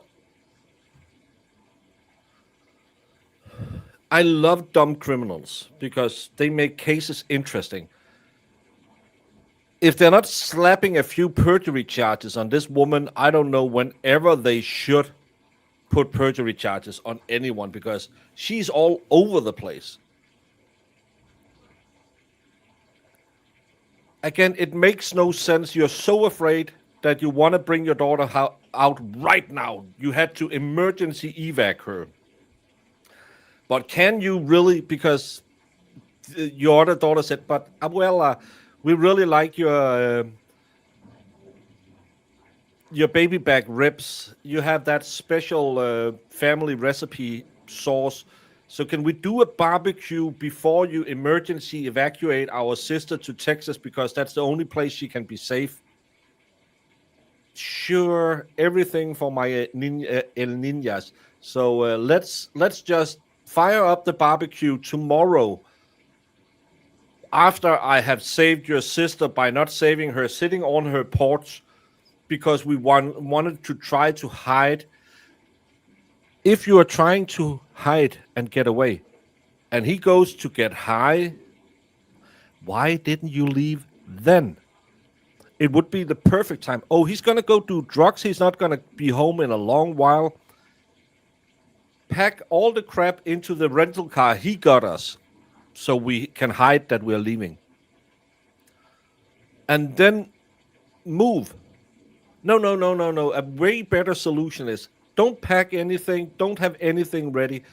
Go to the drug den. Force him out of the house. Take him back home. Get into an argument.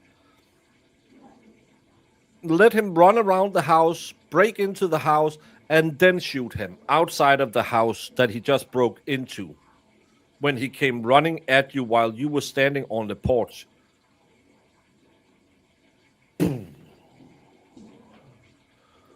While we're waiting, let's see Alec Baldwin hitting a tree. Island. The video is from the front-facing camera on a commercial truck. You're seeing the truck here making what's believed to be a legal right turn, and then it slows down. Seconds later, Baldwin's SUV is seen hitting a mailbox and a tree off to the right side of the truck. The actor, an outspoken Trump hater, claimed on social media that he was driving his wife's Range Rover with his brother Stephen. So why was he trying to drive right way around the truck? Yeah, I was closed for the barbecue. That's why. Yeah. Roger, give me more cups, please, so I can put it in this. Yeah. I want cups. Is that? I have some cups on those in the room over there. All right, do me a favor, go bring me water outside, can you just step outside? Over there? Yeah, maybe you can.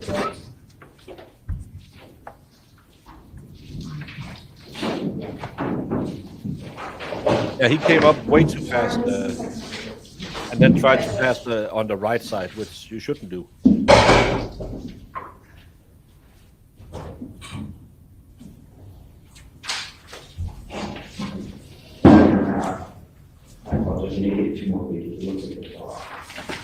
No, because all three of them have tried to make it look better, but done it with three different stories.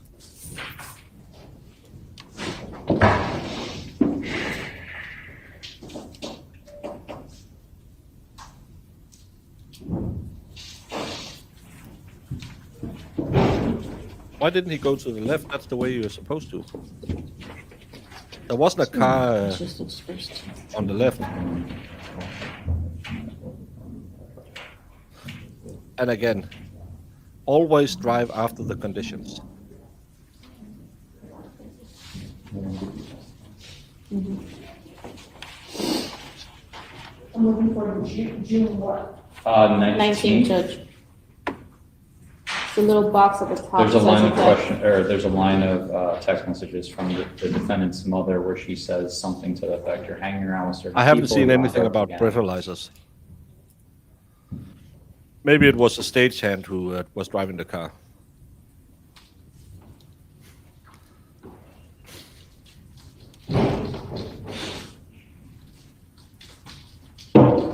I can't boost it anymore. It's already boosted 10 times. Oh, you know, the side would be a nice coleslaw.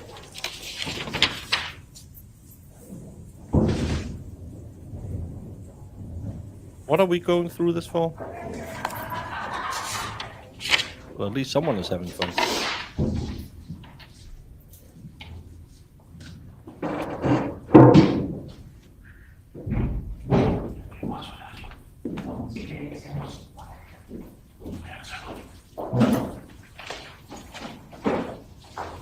Judge, I want to bring this to attention. I stepped outside for a moment because I heard laughter, and honestly, I went to use the restroom. Each and every one of the defensive witnesses are all sitting next to each other, all discussing things. I don't know the context of what they're talking about, but the rule of sequestration has been invoked. This has been a problem throughout the entirety of this trial.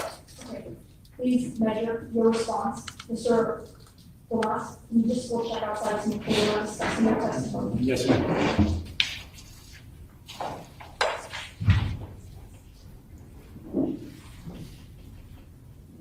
And apparently one of the witnesses is watching the trial on YouTube right now. So, comments. Is one of them washing a firearm? What did he say? Well, we're still not talking about the case. I'm sorry, we're still not talking about your testimony.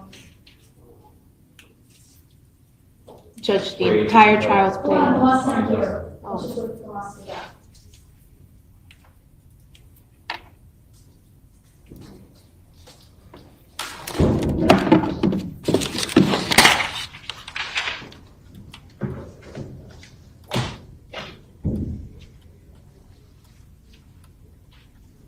Mr. Demas, did you? Yes, she wasn't talking about her testimony. That was made, I told Mr. Rita, but he's still not talking about the testimony, he's made a comment, and I don't think we realized we weren't here, the students here, that they're laughing about the trial online. So I said, we're still not talking about their testimonies, and then he came back in. Right, she wasn't talking about her testimony, but I told her, look, just, when you're in the middle of your testimony, just sit over there and just don't talk. So that's what the, Judges were watching the trial. Who's her?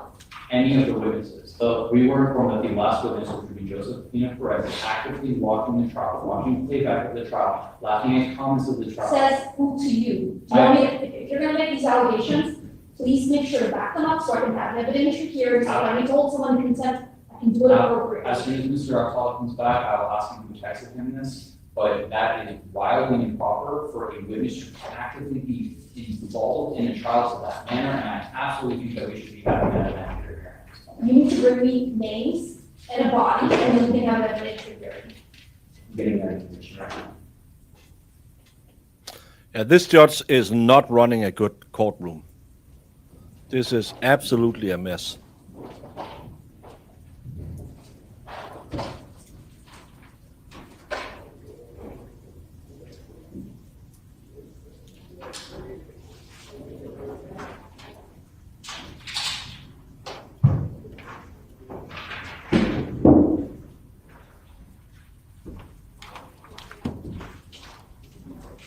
And why isn't the bailiff the one who comes in and informs the judge about this?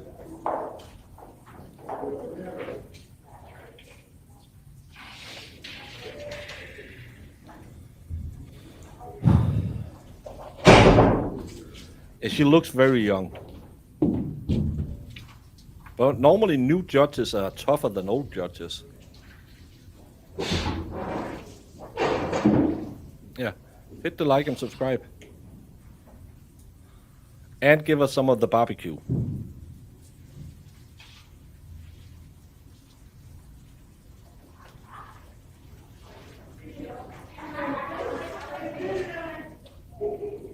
What the hell's going on outside that courtroom? Okay, so the text message you guys want to introduce is, I'm going to come here to finish the job, something you should have been doing. You should have been doing yourself. You've been hanging around Pedro's friends. That's why he's no good, and neither of you, when he's going to jail, and so are his friends. I'm going to find you for it. That's what you all want to introduce. Judge, sorry, can you read it again? Which text message do you think she opened the door to? I have it on page 16. It's where it starts, I'll tell you right now, it starts. Yeah, I know you hung up, starting with that one. What page? Page 5, Judge, well, I don't know if you have page 5. Judge, can I, so I can just point it out to you? Yeah, I wrote you. So what's the last? Where's the last? Can you stand up, please?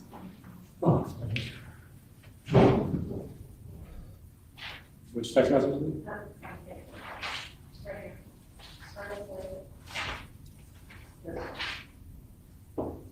Is this the only one or is there more?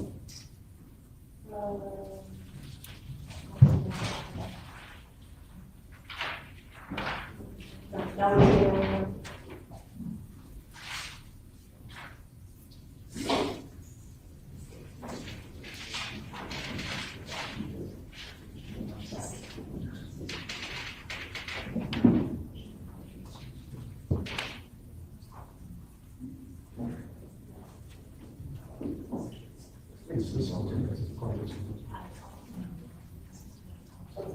Yes.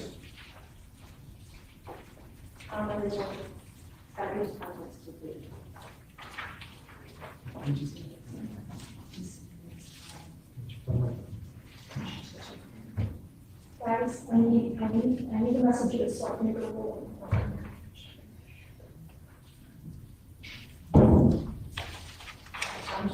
So at least two?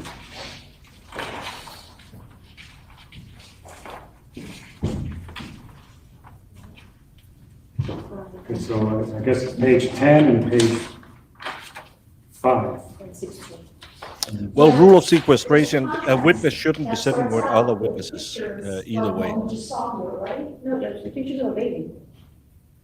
Judge, those pictures are in evidence or have been in evidence? No, my question is, these text messages between Ms. Link and her mom, right? Oh, yes. Right. What starts the back and forth between her and her mom? Aren't there pictures from the quote unquote facility incident? Judge, we know that from her testimony. Okay, well, am I not looking at these in context? Okay, so you want the first pages? Yes. So it starts with page 6.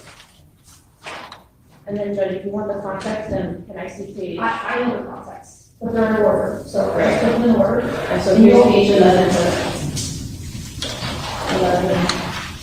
12, 14, you have 16. Okay, you have, so start, this is the first page of 16. No, not when the rule of sequestration, then witnesses can't talk to other witnesses. They, Okay, so do you want the text message on page especially 7? when she's in the middle of her testimony, she shouldn't be talking Yes, about so the state is requesting the text message on page 7, on page, I think there was 11, on page 16, and if the court wants to give context in 17 as well. You said the text on page 7, what else? 7, 11, 16, and 17.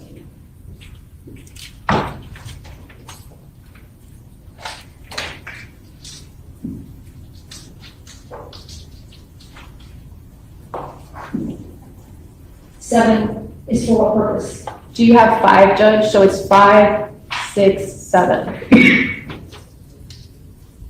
I have 5. Right, so it starts on 5. And then Well, you need to get your act together before you lose the kids for this time. Yes, that's the, And people you don't even know watching their kids, like leaving them, like leaving the OR with your kids. Normally, they will What always bullshit also is be that? instructed to That's don't what talk you to should anyone be when you're doing. outside.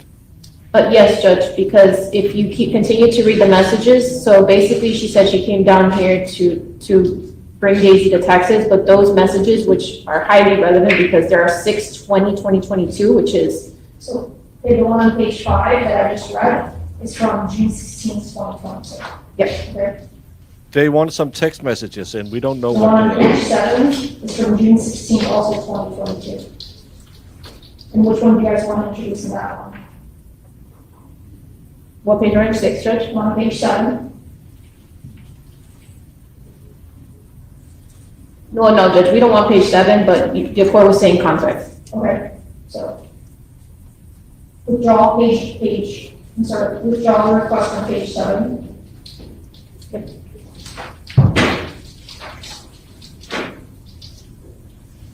All right, we're on page 11. What's that, so that's on page 11? Judge, we want page 10 and 11 to give context. All right. So if you start on page 10, she starts talking about, before that was a head injury, so it's a continuation of it.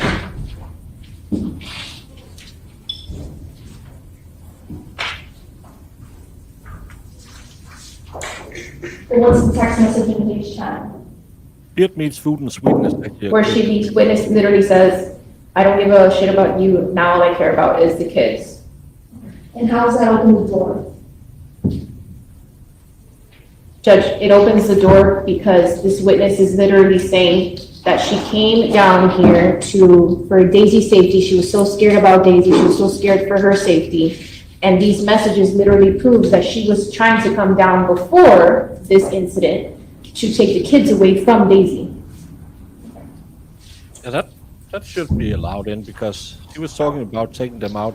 And page 11, send them to me before they take them away forever? That's the kids. Okay. And what's on page 16? Page 16.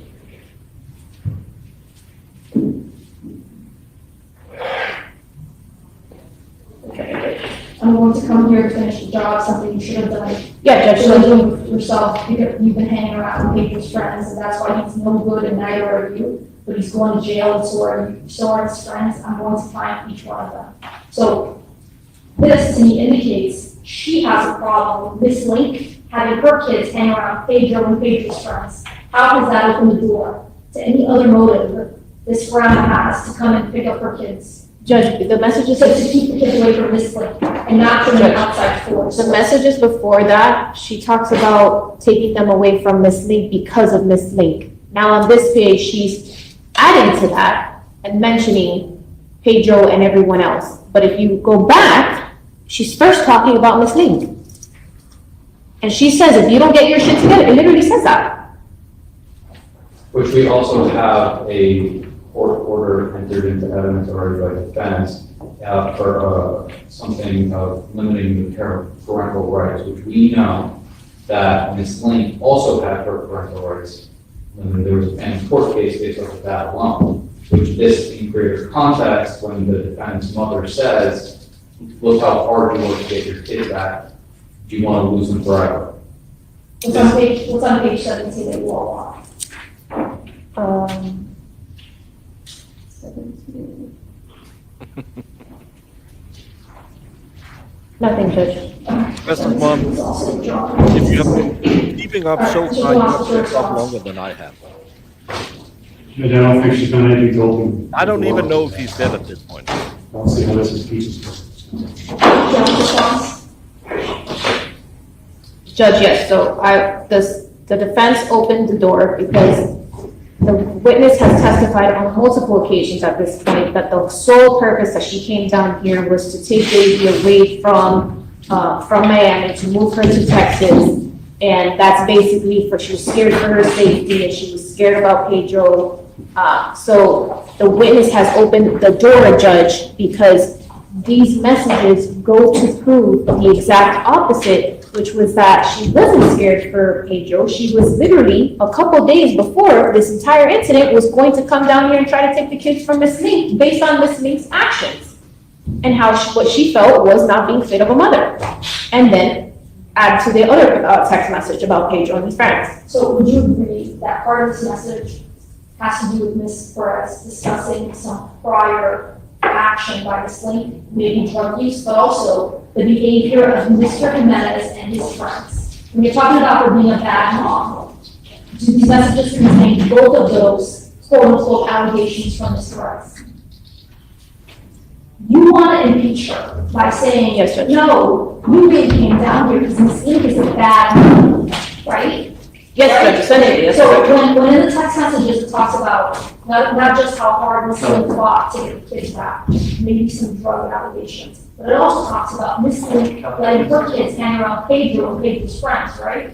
Judge, so, Right? Okay. In context, right? Judge, if you want to give it context, that's correct, Judge. But again, I feel like the court is shying away from the very first start of these messages are about Miss Mink, her drug use, or whatever she's accusing her of, Judge. Now you come to the end of that conversation, and the court is now emphasizing, oh, it's also Pedro and his friends. You know Judge, what's relevant? Hold on, you know what's relevant right now, for my purposes, let's start on page 8. When the pictures are sent 5 days before the shooting, because just about everything beforehand is not relevant to me. Judge, so the page that the state wants is not relevant? I'm confused. Answer my question. Is there anything else you want to add to the record? I'm not I inclined to really let don't them like this try to one. convince me otherwise. I don't see that this is opening the door. Also, in the full context, Ms. Perez is complaining about Mr. Jimenez as a father. Complaining Okay, about him Judge. as well. So you just stated, the court just stated, you don't see how we open the door. I, on cross-examination then, am going to ask her, did you have any concerns about the kids being with Daisy at any point up until before Pedro was shot? And if her answer is no, Judge, the case law is clear that we can impeach by any means, including extrinsic evidence, and if she denies those messages, then they come into evidence. You guys really want to try this a second time, right? You guys really want the conviction to try this a second time? Judge, it's not- You know my frustration of how Of course, this Judge. leading me into error? Judge, I understand the court's frustration, Judge, but you also have to understand. How this is leading me into error by focusing on her parenting skills, number one, maybe drug use, uncharged crimes, number two, and how in the full context of which you want to extract, essentially half of the text messages to share.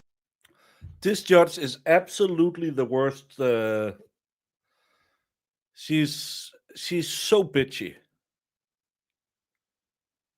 The judge won't admit that the defense witness opened the door, which she did, by claiming that she had planned to come down there to save Daisy way before she got her head injuries.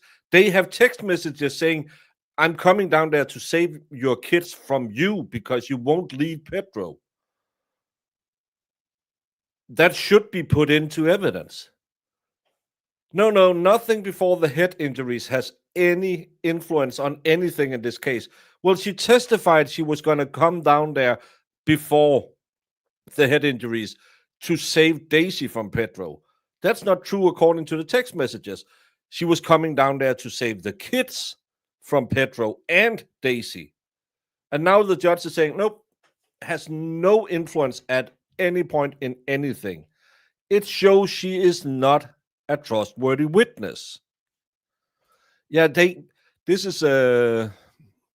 was kicked open. It's not a Stanley Cup, it's a Bodum. Danish product, great cup. How Ms. Perez thinks her mother is an unfit mother. There's also parts of this where Ms. Perez thinks Mr. Jimenez is an unfit father. Judge, so I understand the court's frustration, Judge, but you also have to understand the state's frustration because the defense was allowed on direct examination to present all of this testimony, essentially, basically saying that Pedro was this sole aggressor, that basically putting in the light that he was the one that caused everything, that everyone was scared of him, Judge. But you have to put it into context, Judge, which we are allowed, and she also mentioned, Judge, let me ask, I asked her, are you close to her? And she says, we're close, we talk every day. And these messages go to show that they don't have the great relationship that she has painted on direct examination. We should be allowed to tell the story, not based on what defense is just saying. We should be allowed to impeach witnesses with their own testimony about things that they're painting in a different light. We should be allowed to explain that and impeach. All right, thank you. The request is denied. Everything must be seen in context and relevancy. She didn't necessarily open the door, and you didn't have to on some level. One introduced text messages out of context relating to the possibility of uncharged crimes that are years old, because we know that there may have been a DCF case against Ms. Link, but it's years old. And her testimony is not inconsistent with regards to the primary reason that she came down to retrieve the kids. And I might add, those text messages.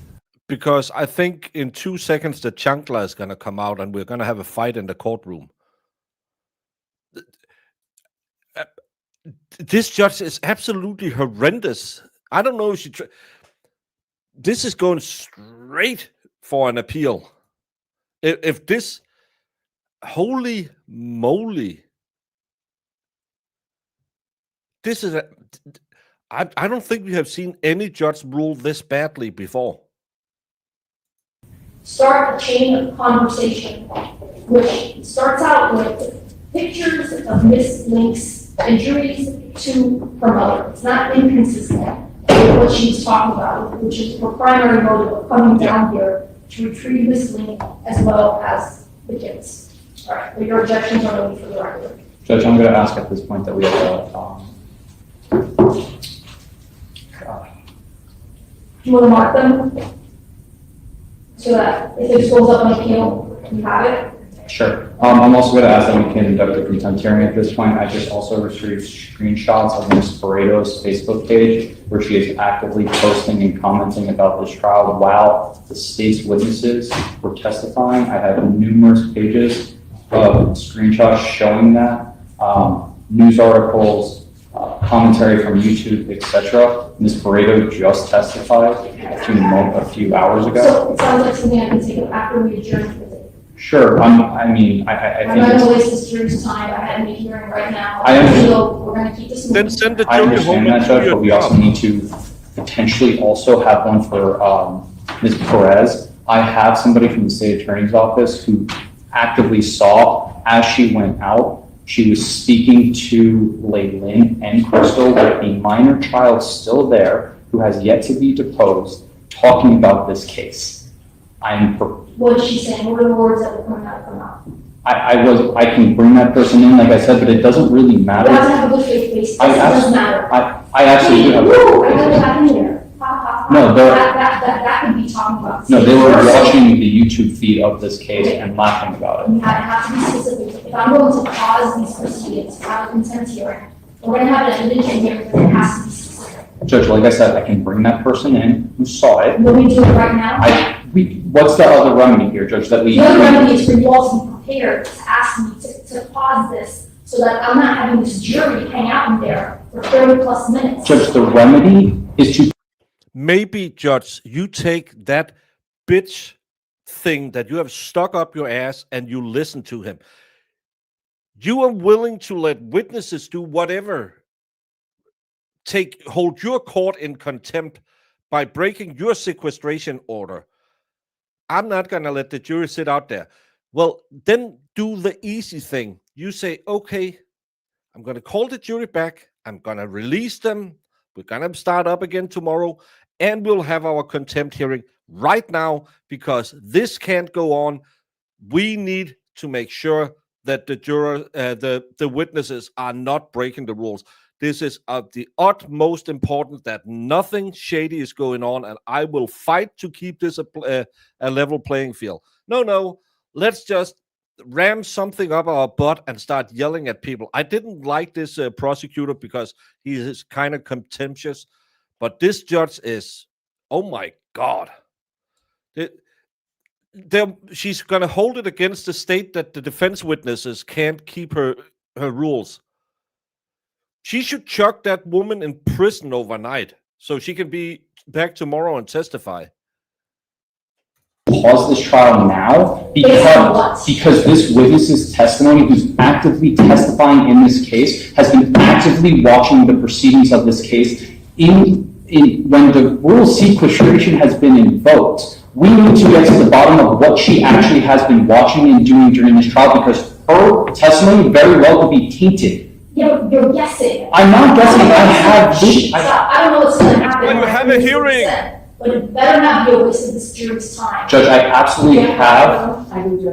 I have screenshots of Crystal Paredo's Facebook page posting these things from 5 days ago. It is one thing to say, my sister's on trial and I'm really scared for her, etc., etc., etc. It is another thing to do when this court has already kicked her off of the Zoom once, when we're about to start opening statements here, when this court has instructed the defendant that her family is not to be involved in these proceedings, to actively be doing those things. I get that this is a high-profile case. I am well aware of that. Listen to me, I've been doing this for 21 years. I take every case seriously, whether the cameras are here or the cameras are not. Every defendant matters, whether it's a drug case, something simple or something more. I agree with the court. I'm not saying the court is doing it. Cameras don't matter to me. I agree. I wish they mattered. They didn't matter to others as much as they do. I agree with the court. Go ahead.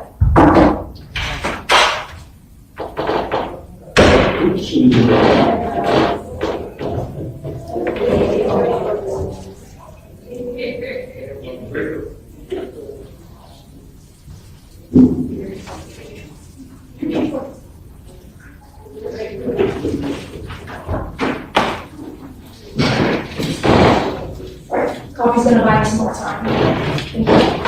I agree with you. I've been this long. How else do you want this? I think we All right, have. so let's go outside. Please tell Ms. Perez not to discuss this case with anybody else who's already told her that. Make her sit far away from others. Yes, ma'am. You're in the state attorney person that can't be here. Remember, for those of you who were around back when we watched Bradley Young, when Bradley Young made a motion that his cousin had been thrown out with no reason, the judge instantly called in a bailiff and asked if that was correct. What's her problem calling in a witness to say, this woman is horrendous.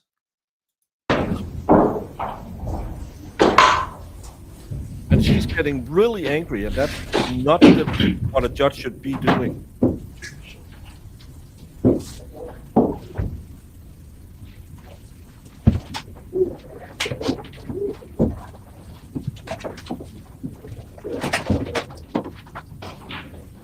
Yeah, the first stage, she kicked out some guy but just because he came in. No, this is a very important day. You need to know who you are.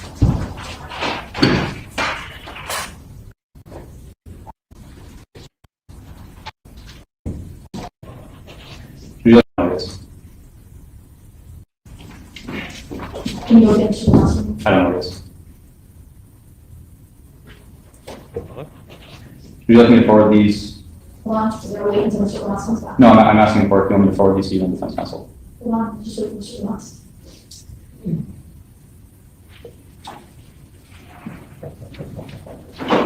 Her name is Luli Jean Drone or something, I think. Fine, Judge. Say, can you want me to know? So, Judge, Mr. Perez is in the middle of taking a plea in front of Judge Brinkley. To me, from what I've been told, I don't think that he needs to testify here. But what I do think needs to be put into the record, and Ms. Paredo should absolutely answer for these. You know me and Yep. Mr. Ross. And then I think that Ms. Perez also needs to be questioned. As I mentioned before, Ms. Perez, Ms. Gonzalez, and I believe Ms. Paredo were all outside speaking as I stepped outside briefly with the minor child in tow. I have no doubts based off of these, and I'm going to send these right now to everyone, that they have been actively speaking about this case. And I think the court needs to do an inquiry of these witnesses about that, because this is actively a violation of the rules. You're guessing right now. Judge- You just send me what you have, and I will review it. It is not a yes when I'm holding it. They in my are hand. family. They are family, right? So They're not just family. if they're talking to each other, what are you expecting to do when you stand outside? You have to bring me something more than just, I walked out. Judge, We're no. together talking. Judge, no. No? Absolutely not, no. Okay. Did you overhear them discussing this case? I've watched Ms. Perez be handed things, yes. I saw the YouTube feed myself, yes. Let me see what my voting was.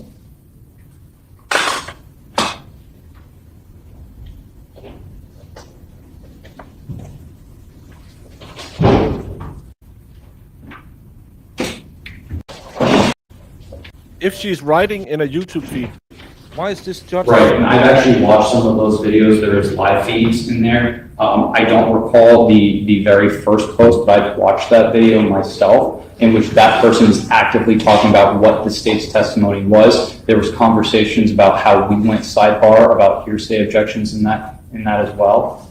These articles specifically talk about what was said and what was not said in trial, what came out during trial as well. Again, these are not just family members. These are defense witnesses, one of which has been excluded that I'm hoping to take the deposition of today, who very well be, and I will remind the court, only a few weeks ago, Ms. Link herself said that she was talking to the child about the case. There was huge issues when it comes to witnesses speaking about the case prior to and during and after their testimony. And there's a reason that the rule of sequestration exists. There's a reason the only person allowed in a trial during other witnesses' testimony is the defendant and not other witnesses. So that way they don't change their testimony to corroborate other testimony. That is what this is showing, that Crystal Pareto is actively watching this case, actively, whether it's on a live stream, because you're... Beth, thank you for 13 months. I don't get why she's so against the prosecutor. They don't like each other. He has been a dick. I don't like him either. But this is what she should be doing. But sadly, that's not what she is doing. And Laura Riker sent a laughing citrus fruit. Thank you, Laura.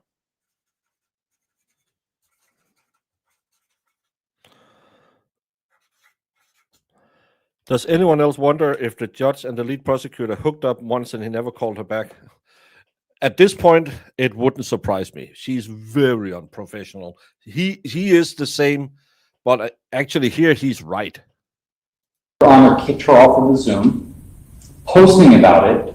There's no commentary, sure, but there's a difference for, like I said before, being scared for your sibling because they're facing charges versus violating rules, and that is clear as day here. What's your response to us?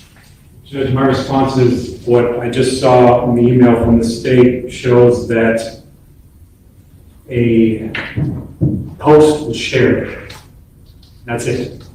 So you can certainly inquire. Multiple posts were shared.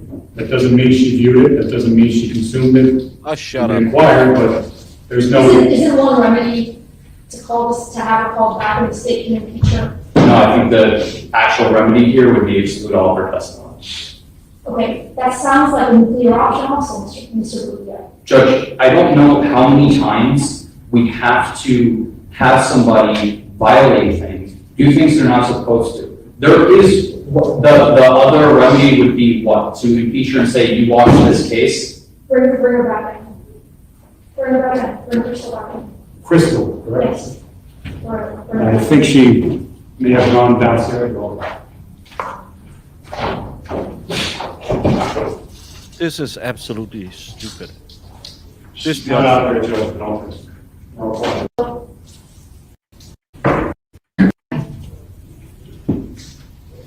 Did you talk to anybody before you testified here today about what you would be testifying to?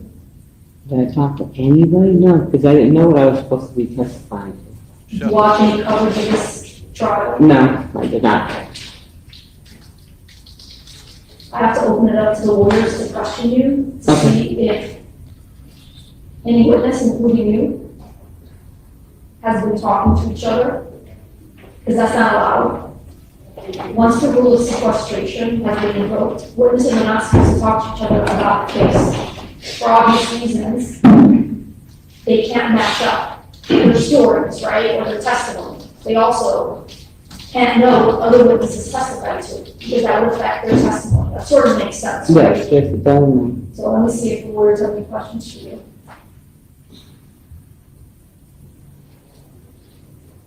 Xavier, Yeah, you guys, you can go first. Ms. Perez, how did you get here today? I came by car. Who did you drive with? I drove with my daughter Crystal. Did you and Crystal discuss the case of your testimony on the way over here? No, I just got here at 5 o'clock. I got to her house at 5, and then my sister was the one who brought me from the airport to here, and then I went to sleep for a while, and then we were on our way. Were you watching the YouTube channel that records the entire trial? No, actually, I don't live here, I'm with the kids, so I'm not gonna put the YouTube channel on. Are you aware of Ms. Guerrero watching the YouTube channels that capture the entire trial? since it No, started? I don't know, I just got here today. 5-10 minutes ago, when you were excused from your testimony, were you and Crystal and your other family members watching this trial actively on YouTube and laughing out loud? No, I told her I got put out, and I don't know what's going on, that's what I told her. I said, I don't know what's going on, they told me to leave. What were they We were doing? talking about your I testimony. don't know, You don't know what they were doing? no, they were sitting there. On their phone? Yeah, I think so, So you couldn't hear anything? no. Ma'am, I just approached them and told them, they asked me, why are we out here again? So I don't know what's going on, why? She goes, oh, they were laughing. We said, oh, you probably said something, or you just kept running on, and then, Mr. Tomas told me to go sit on the other side. They didn't ask you about your testimony? No. They didn't. You know you're under oath, correct, Ms. Perez? Yes, sir. He should know, he was standing out there right by me. And I told my granddaughter, look, go outside. And was PJ in the middle of them? I don't think so. Where was PJ? He was sitting with them outside. So when I asked if PJ was. He's supposed to, he's only 11. Do you want him to sit by himself? So Ms. Perez, when I asked you if PJ was in the middle of all of that, you said no. In the middle of all of what? Was he with them when this was going on? When they asked me why I got put out? When they asked you why you got put out, when they were on their phones, when they were outside? I don't know what they were looking at on their phone, first of all. What he saw or heard, I don't know, I just walked right out the door, and Mr. Tomas came a few minutes later and says, you're not supposed to be sitting together or else they're gonna think you're talking. I didn't talk to anybody, I just walked up to them and said, I don't know, I got put out right now, I don't know what's going on. Ms. Perez, what's in your hand? Oh, my cell phone. No, what paperwork is in your hand? I don't know, am I supposed to have this? Ms. Perez, what paperwork is in your hands? My testimony, my deposition, Ms. right? Perez, who gave you your deposition in the middle of your testimony that you are live testifying? Yeah, I didn't have this, I just came in with it right now. Judge, who gave it to you? Who gave it to you, Ms. Perez? Aren't I supposed to have this? Ms. Perez, who Answer. gave you your deposition? Hold on, we're not gonna get back and forth. I don't know what's going on, am I not supposed to have this? You can have it. Where did you get it? I thought I got it from the attorney. Judge, she thought she got it? Judge, she's not, no. Wait a minute. You go with your question. Judge, Ms. Perez, What? about 5-10 minutes ago, when you finished up with your testimony, he handed you that deposition. I didn't, I've had this in my hand, but, While you were testifying. no, I had it, it was outside. Right. Who handed it to you when you walked back outside? I don't remember. Okay. So, And I'm being honest with you. right, I can tell you because I watched it. Okay. Yeah, I thought you were watching for something, but I didn't know what it was. Lake Lynn gave it to you. Oh, did you? Okay, And Lake Lynn was sitting right next to each of them. okay. Do you remember that? Yeah, I don't know. And then you Yeah. were actively looking at a computer with a live feed of the YouTube feed from Long. I was? Yes. No, I was not. I just walked out the door. How is it that I watched a live feed when I just walked out the door? You walked up to Lake Lynn. Mm-hmm. She handed that to you. And there was a live YouTube feed from Long Prime. Do you remember that? No, I don't. And you know what? I'm gonna say something. That is the truth and the God's honest truth. I just approached them, they asked me what was wrong, and you know what? I am so exhausted with you, sir. I got here at 5 in the morning. I didn't hold a conversation with women. I passed out when I got to my daughter's house. Then, if somebody even handed me this right now, I wasn't even paying attention to that. And now you're accusing me of watching a live feed? You think that I would allow that little boy to watch a live feed? That's insanity what you're saying right here now. I would never do that. You're not gonna get that. Do you know why you're not gonna get that? Because you have to lay the reason to do it. Do you understand? We don't go from 0 to 10 like this. So I would ask that this witness be placed before we make. Why don't we do this? Why don't we give the other side an opportunity before we start making requests in front of the witness? I wasn't making a request, I just You asked. should already make a request, right? This is absolutely insane. The judge is screaming at the prosecution. This lady is clearly lying, and the judge starts screaming at the prosecution. What the hell? She's the mother of the defendant. Why don't we just measure our words and our requests? Mr. Tomas, do you want to hear from Ms. Flores? Briefly, Judge. Ms. Perez, earlier today, when I first saw you, I gave you a copy of your deposition. I asked you to look through it, correct? Right, That was well before you testified. right. Have you looked at any of that since you began testifying? No, actually, I've been walking around putting my hands there. I tried to look at it, and guess what? I didn't. That's why I'm asking them to read it to me, because I didn't read it. So All right, thank you. Please go sit outside. Okay. I think Crystal's up there now. Here. Let me give this to you, because... Ms. Flores, I want to remind you, don't talk about your testimony with any other witness. Yes, ma'am. Thank you. Mr. Ms. Flores. This judge is absolutely horrendous. Yeah, ask for a recusal right now. This, she's way too aggressive, and she'll just let every witness. They can do whatever they will, no matter what the rules are. But woe the prosecution for raising that they're breaking her court rules. All right, Ms. Flores, please disclose, please. We're still on the road from earlier today. We're still on the road from earlier today. Okay. 5 days ago or so, you shared some posts from the coverage of this trial on your Facebook page. Yes. Did you watch them? No. I'm posting because people always coming to me about my sister, asking about, think about the trial.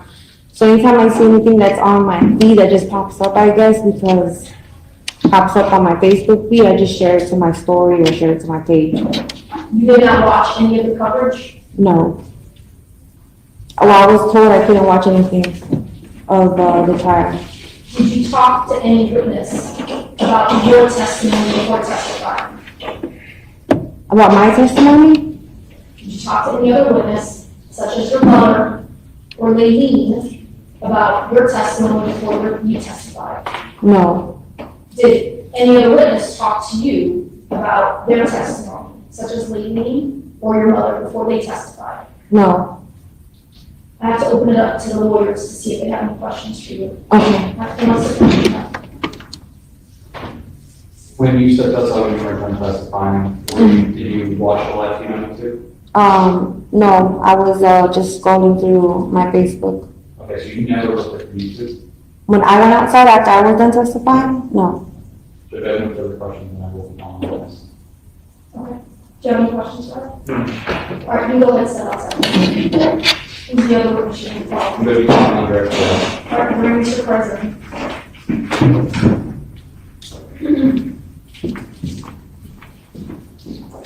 I can't make it. I have it 10 times, so this is the best you can get. This is way better than any order that anyone has. So the best I can do for you. Thank you.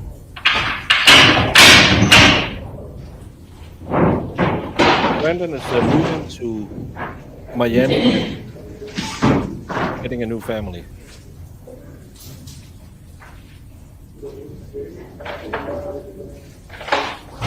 And I love that I shared posts, but I didn't look at anything because I was told I couldn't do it. And someone was just asking about my sister, so I had to answer them.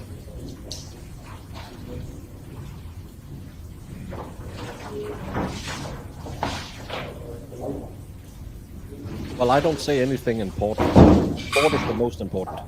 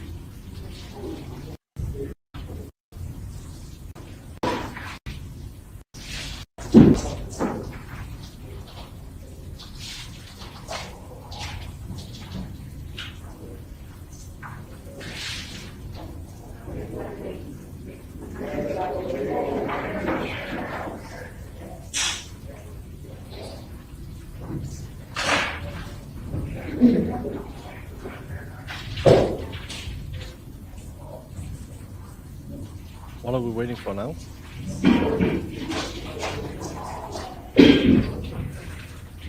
Let's bring in that guy who saw and heard everything and then slap perjury charges on all of these women. Because if they don't slap perjury charges on them, that's a little weak. Would really like to see a case between prosecution judge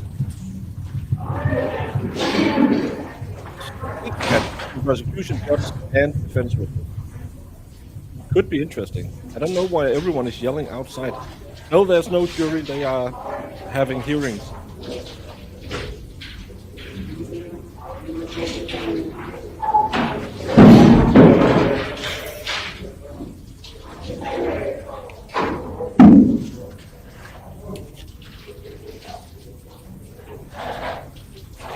I work with Amy. I don't believe any women. Yeah, I'm a misogynist. I don't believe women.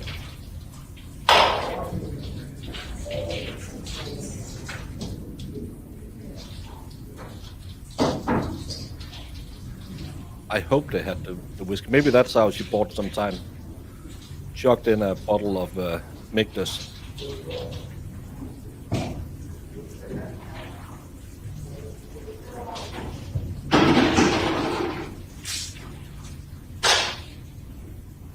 Yeah, that's the thing.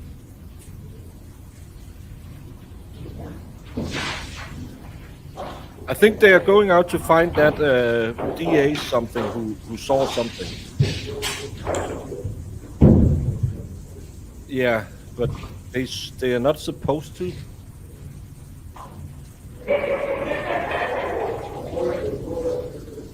What the hell is going on? Can we go outside instead of standing here?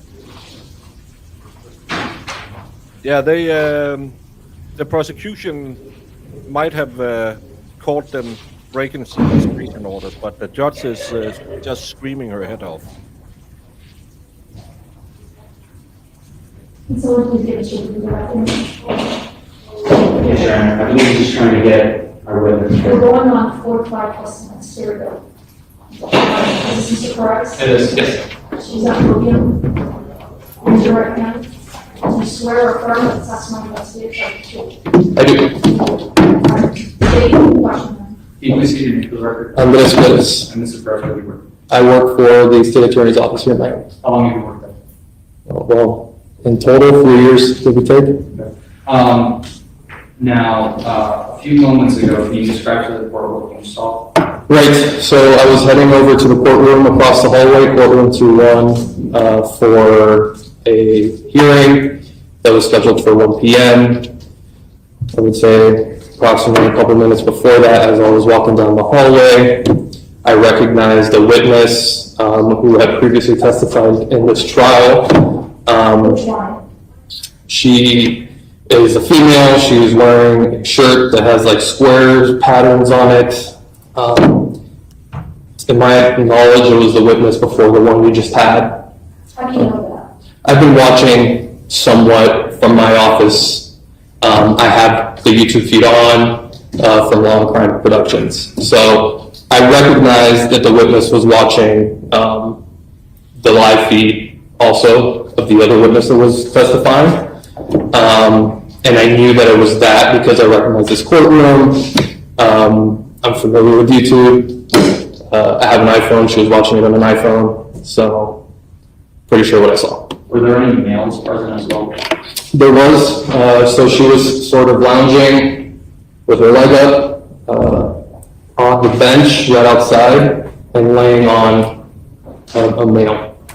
Now, to be clear, you're an attorney, right? Yes, And you have a bar card? I do. And you have to take an oath that is different than other people when they come to testify. Correct. I'm an officer of the court. And if you were to lie in court, there would be significant consequences even outside of the court. Oh, yeah. I have no further questions. Is there any questions for this Mr. Corrado? How far were you away from this woman? So she was literally sitting on the bench right outside of the courtroom I was going into, so I walked right past her, arm's length. Okay, did you stick your head in to look at her phone? No, but I was very familiar with what she was looking at because I had seen it also, which was this courtroom, the proceedings. Did you hear anything? No. And what was she wearing? She was wearing, I don't mean to be rude, but she's a heavier set woman. She had like I'm not good with women's clothing, I don't know, but the sort of the design is like squares that are like bold. Fendi logo. All right? I don't know what that is, sorry. Okay, Go ahead. so was she sitting down, was she leaning back, which way was she facing?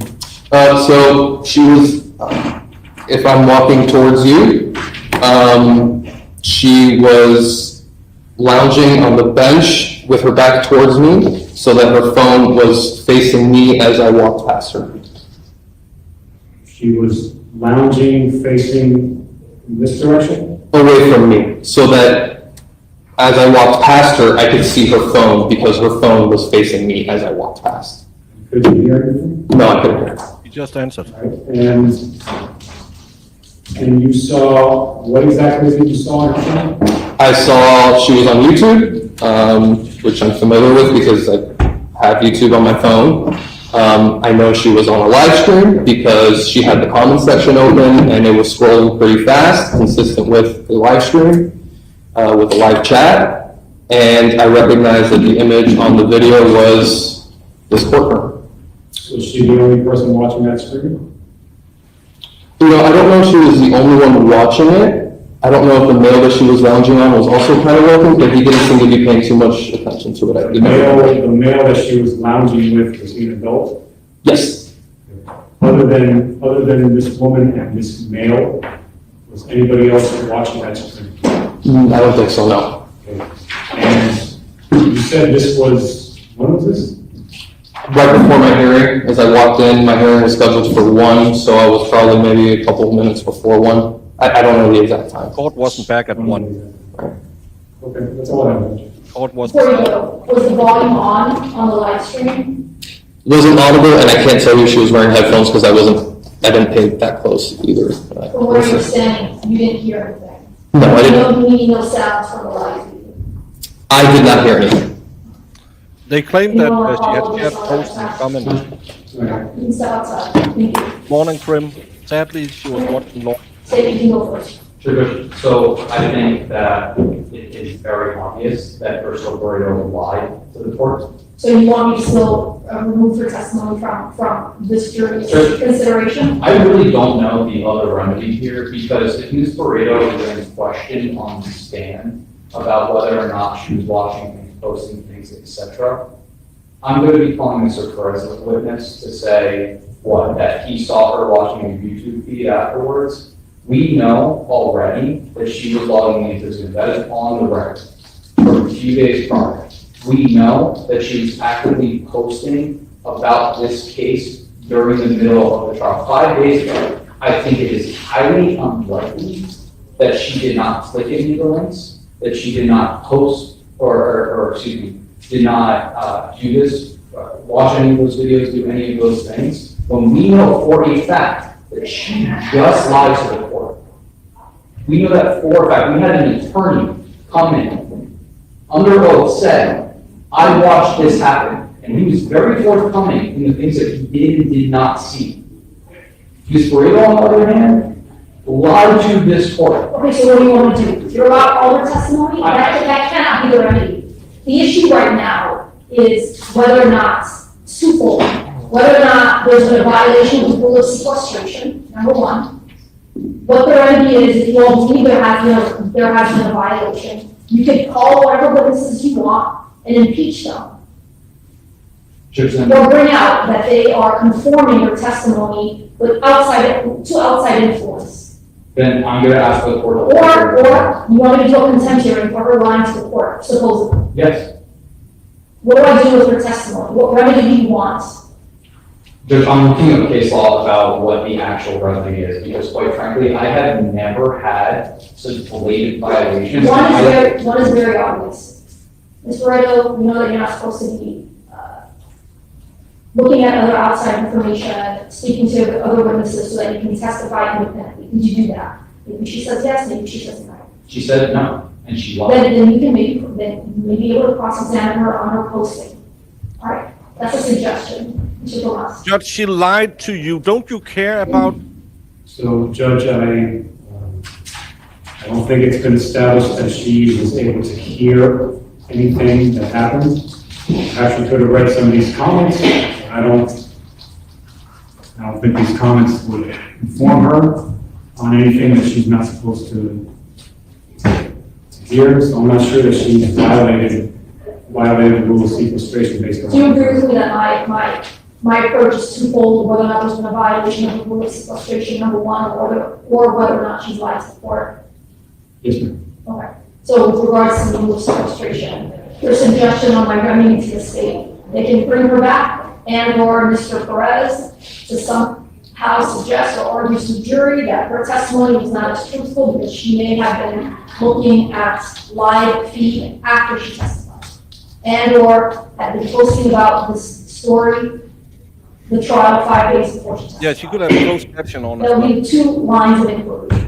Judge, that's fine, I guess, and I would suggest that we do a full contempt hearing for her lying to the court. But there's an additional issue of witnesses who have not yet testified and not yet been deposed being involved in this. I went, again, as an officer of the court, I stepped outside to use the restroom, and I saw Ms. Perez being handed her deposition transcript by Ms. Gonzalez, while PJ was sitting right next to her. And what is wrong or illegal about that? If we know witnesses are allowed to have a copy of the deposition, don't most witnesses reserve the right to read it? Absolutely, yeah. Okay, so what is wrong with her having a copy of the deposition? That is not the issue. The issue is, PJ hasn't given the deposition. As far as I'm concerned, he's not a witness in this case. Right, we can revisit it if and when that time comes, but at this point in time, he is not a witness in this case as far as I'm concerned. We are supposed to be taking his deposition. When? I don't know. But him having access to that deposition, having access to YouTube, having his family members violate the rules of sequestration, which I think that we've well established that they have. How do we know he's reading the deposition? How do we know he's looking at the YouTube live feed with Crystal? How do we know they're talking to him about this? We know that Ms. Link herself was talking to him about his testimony. She said that 2 weeks ago. How do I know right now what's before the court? Because I've been at this for about an hour now on possible violation of sequestration. How do I know without jumping, speculating that PJ, they've been talking to him about his testimony or their testimony, thereby unduly influencing him? Judge, circumstantial evidence is still evidence, number one. And number two, again, Ms. Link has actively told this court that she was talking to the witness about his testimony. That's how. Because the witness wasn't. There's no evidence at this time that there's been any violation of the rule of sequestration. If you want to somehow bring back Ms. Borrego to ask her if she's been posting and/or observing coverage of this trial because she's posted it on Facebook to somehow make an argument to the jury that she is changing or conforming her testimony based on outside influence, you're more than welcome to do that. Okay, I'll deal with, I'm ruling right now, I'm done, we're done. We went back and forth, I am ruling right now. That's Perez, Judge. That's it, nothing else. We haven't discussed the remedy for Ms. Perez. Well, I'm not there yet, am I? I don't see any violation of the rule of sequestration unless you all want to bring her in regarding the Facebook post and or what she saw. Ms. Perez, she's allowed to have the deposition transcripts. There's no evidence or influence. There's nothing before me that suggests that she was trying to change her testimony before she comes back on the witness stand. She did change the testimony. If you all want to question her about whether or not Mr. Tomas talked to her about her testimony prior to, I think that's allowed, Mr. Tomas. He's absolutely allowed to. Then I don't know what the remedy, what you all want me to do a remedy for Ms. Perez. The jury instructions specifically can say that a witness speaking to a lawyer should not be given any weight. Because it is entirely proper. So what do you want me to make of her having a copy of her deposition? It's not just her having a deposition. It's not, and the court is focusing on her having a deposition. I give every single one of my witnesses before they testify. So what's your remedy? I brought her in here, you questioned her, you all cross-examined her. And what did she do wrong, and how do you want me to fix it? She lied to the court. About what? You want to swear me in, feel free, because I can testify. So you want me to have a contempt hearing with Ms. Perez? I think so, and you even have one for Crystal Brady, because again, she lied to the court. Okay, we'll take that up later on. I need to get this case concluded. Judge, we can't conclude a trial, a proper and fair and impartial trial, with witnesses actively violating the rules. I suggested a remedy for Crystal. You're not giving me a remedy for Ms. Perez, because there's nothing before the court right now. You shut That up. suggestion is violating the rules Get of a judge. sequestration. We just went on an hour-long evidentiary escapade, and I'm looking at the state and I'm saying, what's your remedy? You all are taking me up on Barreto. There's nothing from the remedy or remedy on Perez. There's nothing from me or remedy Perez. Maybe I have a contempt hearing with her at the end of the trial. Judge, can the state present a remedy for Perez, please? What's your remedy for Perez? Judge, given the fact that she was given her deposition in the middle of my testimony, which is not allowed, the state should be allowed to, on cross-examination, ask this witness, when you stepped outside on a break, were you given a copy of your deposition? Who gave you a copy of your deposition? Your family members. Did you review that deposition? Do you know that you were not in Sure, ask away. I don't know what's going to come out of her mouth, ask away. Let's take a 10-minute break. You all probably need a comfort break and still need a comfort break. Also, I'm not letting anybody else into Zoom. If any lawyer wants to come and watch, whoever's in, whoever wants to come and watch, my doors of the courtroom have been open since the beginning. Thank you. All right. Try out the first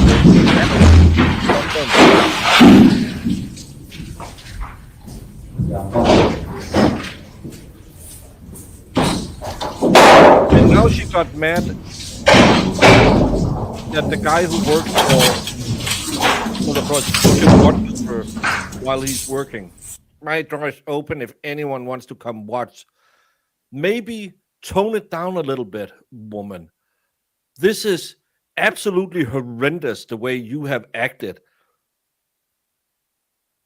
I don't think we have ever seen a judge go this absolutely bananas, yelling at people. What's the remedy? What's the remedy?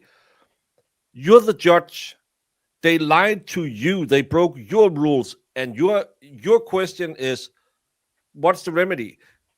Maybe you could tell us what the remedy is. Maybe you could tear them a new asshole instead of the prosecution. Yeah, I just need this case to be over with. That's not how justice is made.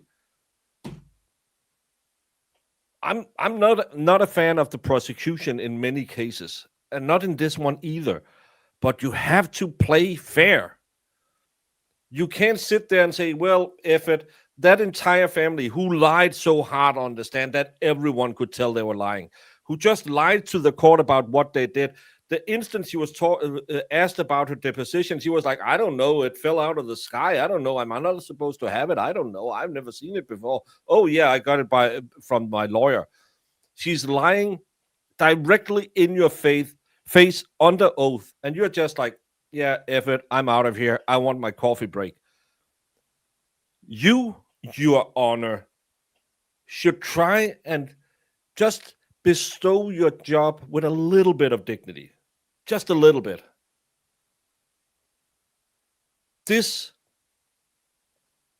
I don't know if the prosecution is your husband and you had a fight or something. It sounded like it. He's been a douche canoe, but right here he actually had evidence of foul play. And what's your answer to it? Yeah, it'll be fine. No, it won't be fine. How can you trust anything these people are saying when they can't follow simple rules? When they lie to your face? Well, how can I remedy it? It means nothing. She is, yeah.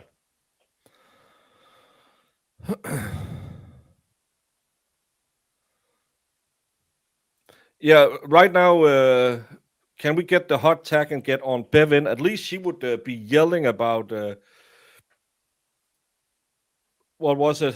It was not horrendous. I can't remember what it was.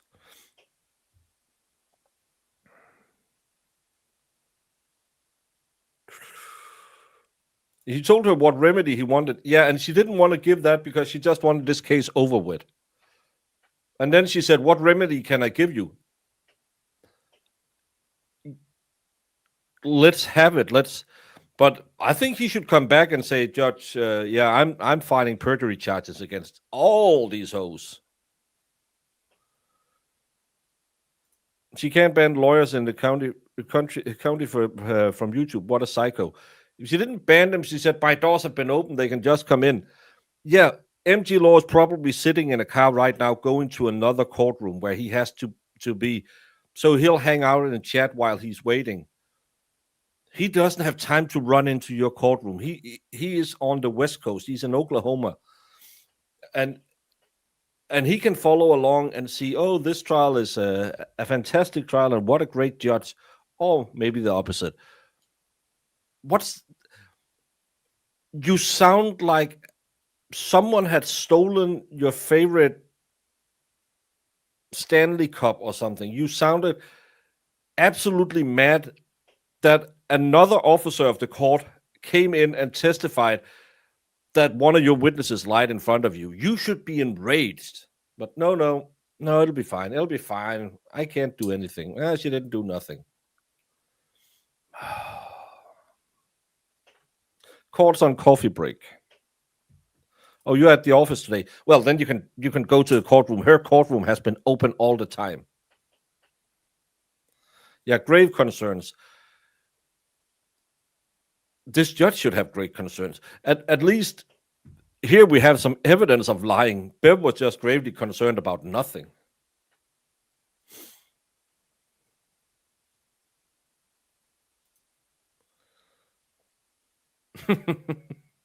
You need to put a wire on it so you can chat. But isn't it nice when a judge all the way across the country can get your blood pressure that high? Because I can't remember any judge ever acting like this, actively screaming at the prosecution. I know that Judge Schroeder in the Rittenhouse case yelled at Lunchbox and Binger because they were lying. But that was because they were breaking the rules.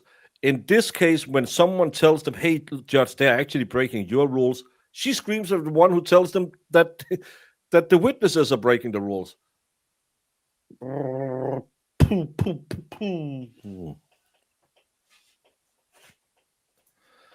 No, hold them in contempt. Send the jury home and say, well, we're going to start tomorrow.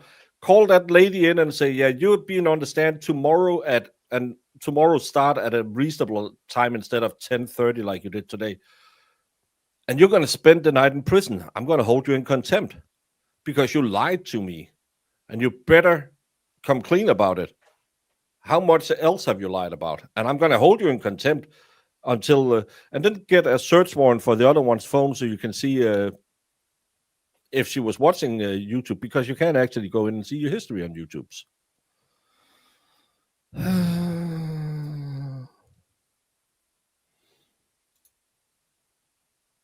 Oh, so I'm getting double duty by Deirdre. Oh my. Oh, yeah. I saw a guy on YouTube. He just used a metal implement and cleans it out. I thought that would be really dumb to put a metal into the charging port, but it works for him. Yeah, she gets mad that they're pointing out that they're breaking her rules.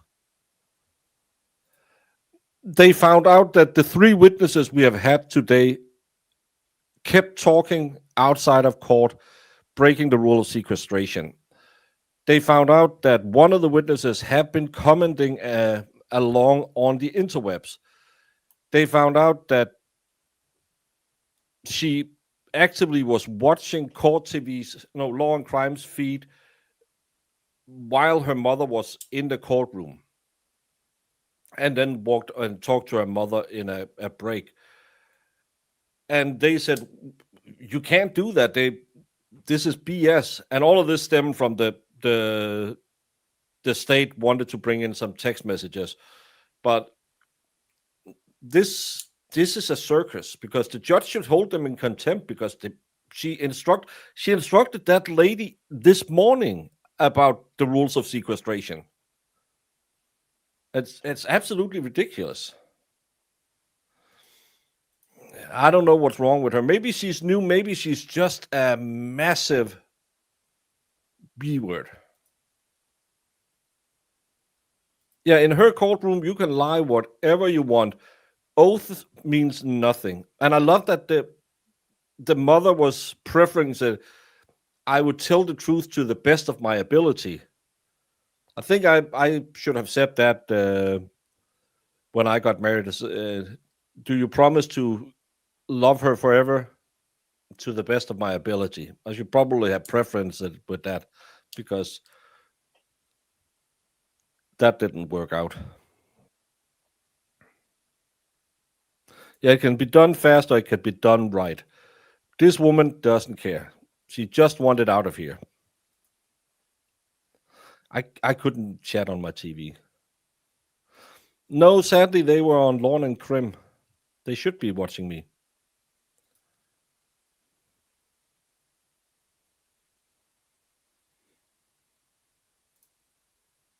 Yeah, she's been horrendous. The other days, I felt like she was incapable of making a decision, and she just kind of wishy-washed it. But today, she's been screaming at the prosecution. Yeah. The prosecution warned her this would happen when they talked about it this morning, so I'm sure the state's attorney all had more of an eagle eye for shenanigans. Most likely. And especially, you can see how much their story doesn't add up. And they have been building these stories. It's kind of like Jen McCabe. They made a timeline. Sadly, they're too dumb to remember their timeline. But I like that. What clothes was she wearing? Well, I don't know how to describe it. And then she said some word, and he was just like, I don't know what that is. She was a portly lady. The mom lied about where she got her grand jury testimony transcript. And why? She got it from the defense attorney. So why lie about it? He said, well, didn't I give it to you this morning? Well, I got in at 5 a.m. and I passed out when I got to my daughter's house, and I don't know. You can give it to me right now, and I wouldn't know who. Stop lying. If you want to lie about the small things, you will lie about the big things, because you're just an untrustworthy person. She threw a spectator out, but this is just fine. And I still don't know why she threw him out, because he was just standing there. And she, what are you doing here? Well, I just want to follow the case. Get out of here. And thank you for 1 month, Bridget.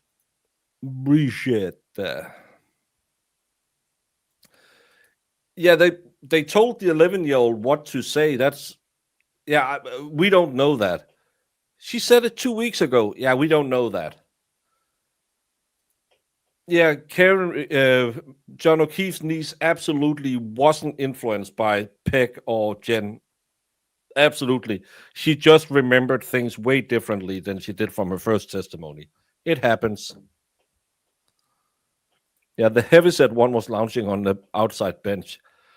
I love that she asked, "Is it the one with the something?" And he was just looking at her. Oh, this is one of those trick questions, like when my wife says, "Do you want me in the salmon or the pink?" And you're thinking, which one is what? What's the pink and what's the salmon? It's the same color.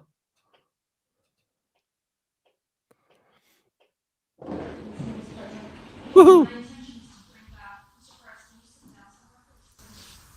My intention is to bring back, Ms. Josephina Perez and continue with her testimony. You all want to follow up? Any other witness? Let me know. Mr. Perez does want to make one correction to his testimony.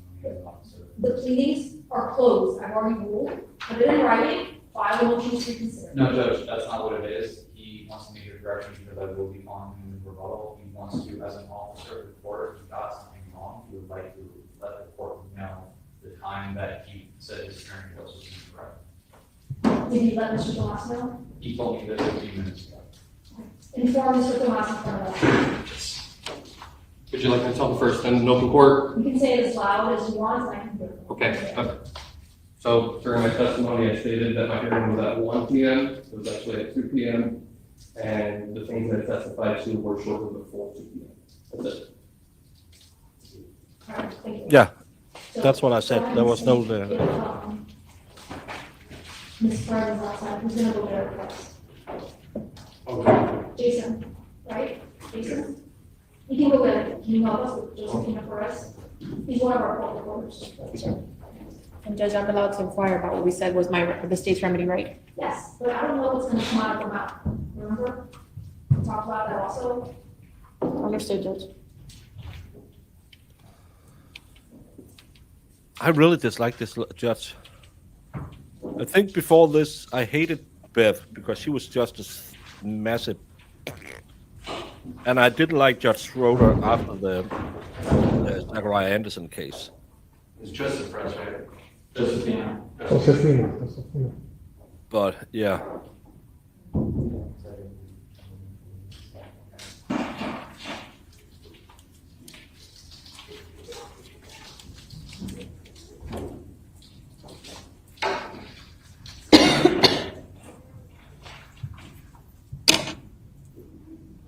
Okay, Ms. Perez, you got one of those then.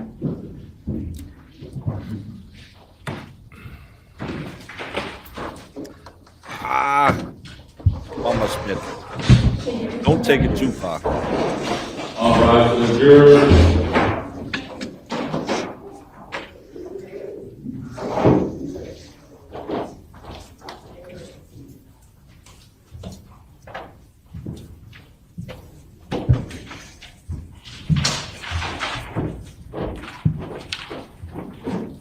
Yeah, the wailing bench is Irish folklore.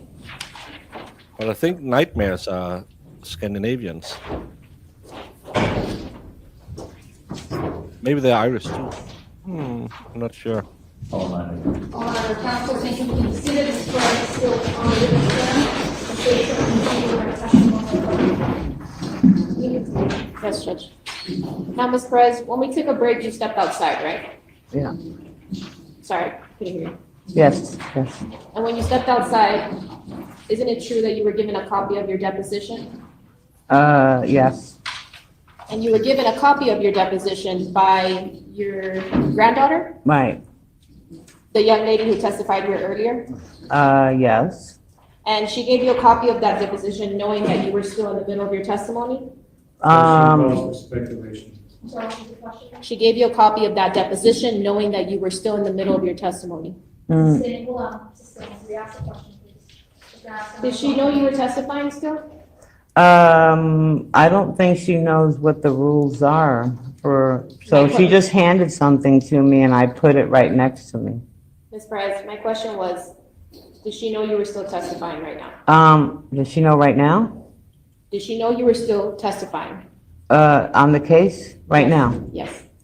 I believe so. So when you stepped outside, did you tell her you were on a break? I just told her that we got put out. You didn't give me like any instructions if I was on a break or anything. Right, so when you told her you got put out is when she Ma'am, decided to I give you don't the know deposition? I don't know any of your rules and regulations. Ms. You Perez, just said go outside and she handed it to me, that's it. I understand what you're saying. My question is, Mhm. when you told her you got put out, she then proceeds to give you a copy of your deposition. She just handed me the document and that's it. So she gave you the document. Right. Did she tell you to do anything with the document? Did she tell you to read it? No, she didn't tell me anything. And Ms. Perez, you used to be a clerk for Miami-Dade? Objection, relevance. What, So hold on, Mrs. Stanley. She's gonna ask another question. So I want to talk about what you didn't see, okay, Ms. Perez? mhm. On the night before Pedro was shot, your daughter came to pick you up. Crystal? Say it again. Can you repeat the question? Sure. Before Pedro was shot, your daughter Crystal came to pick you up. It was her husband that was So driving. Crystal never picked you up? I called her to pick me up. Okay, so Crystal wasn't in the car? I don't think so.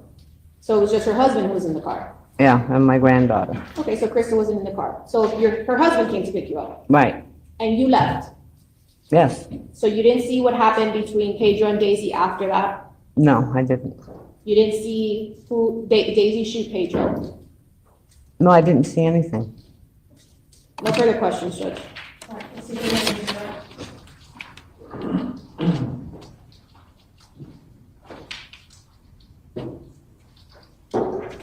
Ms. Perez, you were asked a while ago about the barbecue that you were going to have with some family members. Do you remember that? Yes.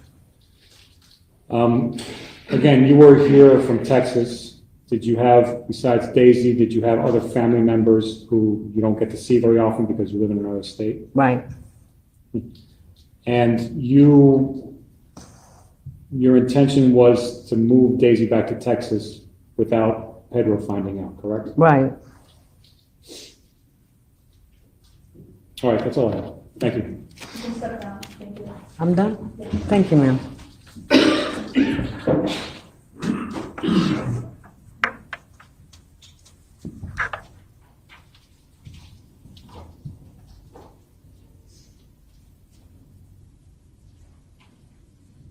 I just need to talk, I don't think she's gonna be so quick, we'll just talk to the lawyers, sidebar about scheduling.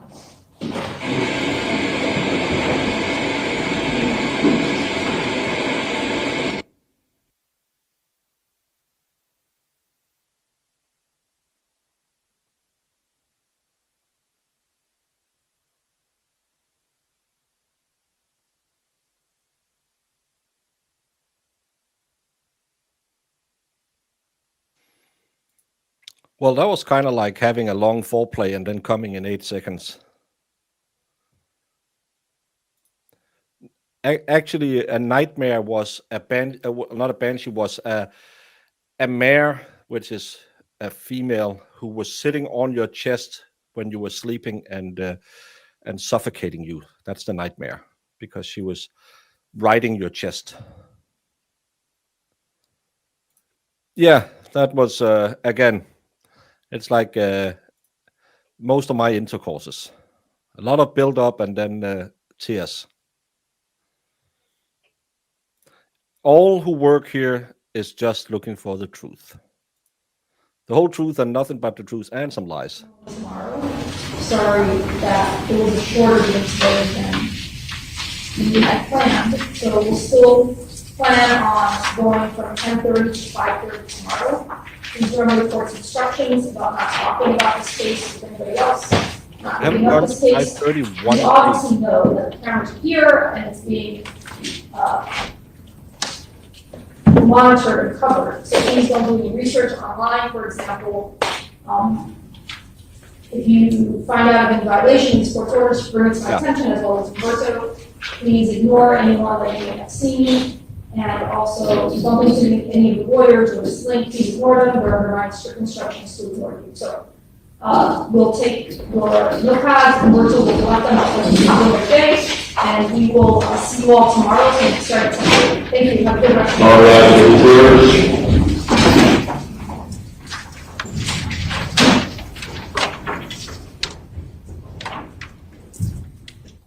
All right, And Wallström did some digging behind the scenes. She has been a judge for 5 years. 5 years.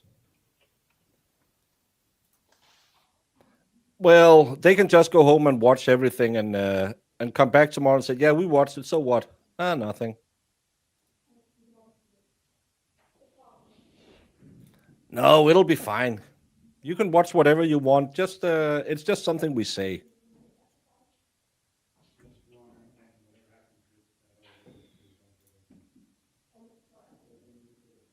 She's absolutely. This is the worst judge I have seen.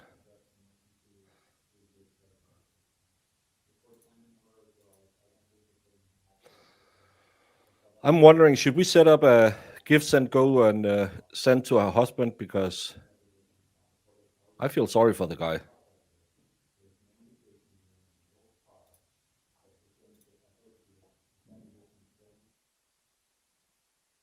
Research and investigation into anything that he may or may not have said.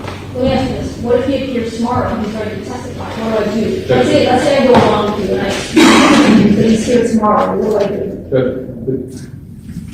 He's not a witness, and the court is requiring me to take a deposition at 4 o'clock, but I'm still prepared for it. Well, let's focus on the issue of David Perez. Let's talk about PJ, let's just focus on David Perez. David Perez and PJ go hand in hand. The reason why is because my hands are being tied, I'm being forced to take a deposition, and I'm still prepared to take at this point in time, as I've been in trial all day. If David Perez magically shows up tomorrow at 9 a.m., I'm going to be ill prepared to take his deposition because I have not actually prepared to take his deposition. The 4 or 5 depositions that I take, I have to do and sit and do research into what those people were saying. There are reasons I asked the questions I did.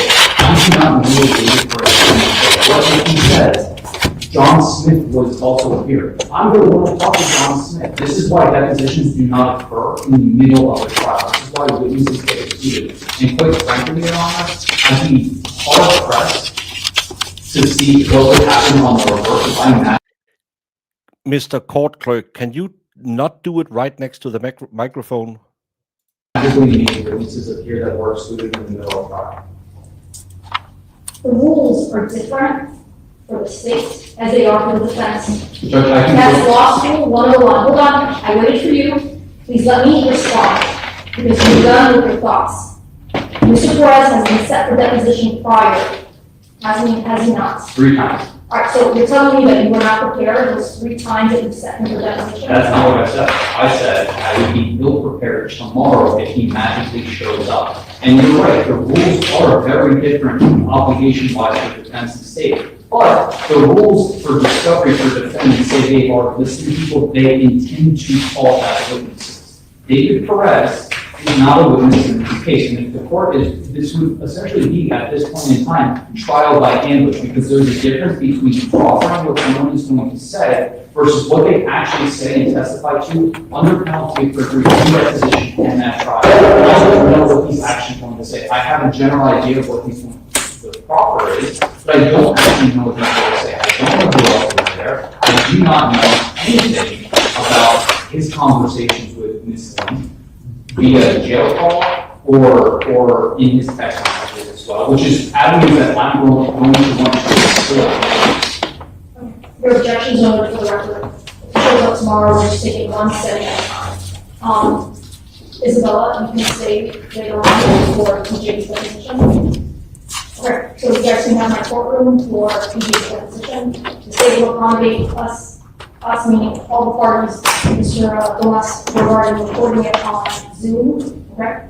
So, Ms. Lynn cannot be present for that deposition. So, I'm sure corrections will give you a few minutes to work. And then once you're done speaking to her, you all will bring in, please remind, well, I reminded Ms. Perez as well as Ms. Perez and actually reminded the county. So please have the factors on it. That I need to have any more interactions with them on the court hearings. All right? Thank you all. I'll see you tomorrow. Have a good one,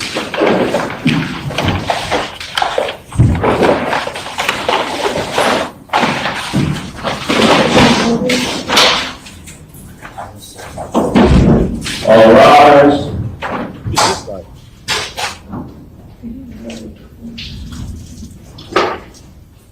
He's just coming in on the.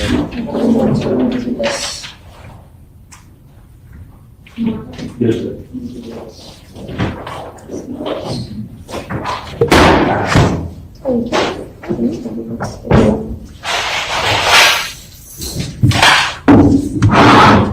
you all. Have a good night. You too.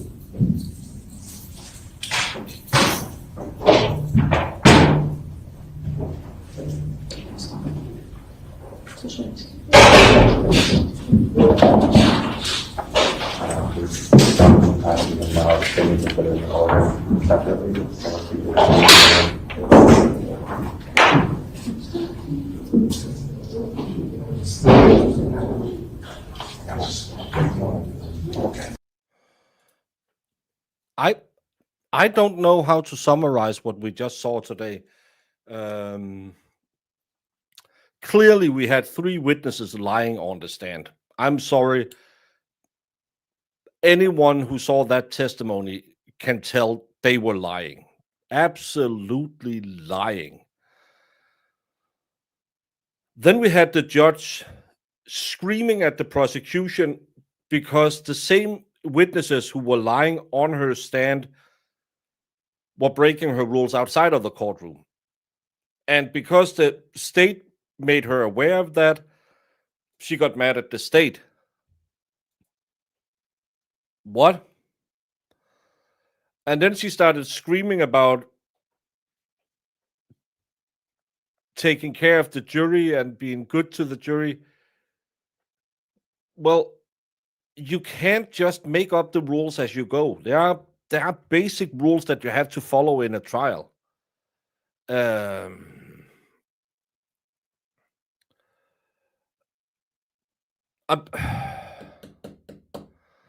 She have had 5 years as a judge. 5 years. And my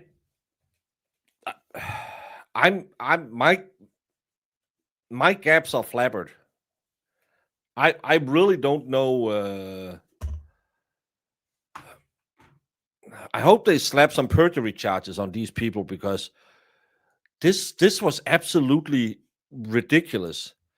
It's all about the jury to her. Well, and then it's not, because she says every day we're going to go to 5:30, and right now it's 4:15.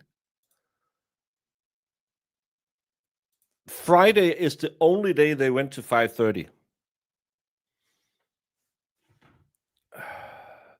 And now tomorrow there might be a guy showing up who's going to change his testimony to be something else that he has said at depositions, and the defense knows this.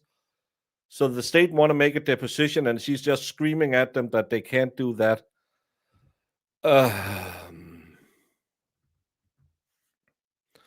Lawyer, says juries always love the judge. This will be the exception. I don't believe that to be true.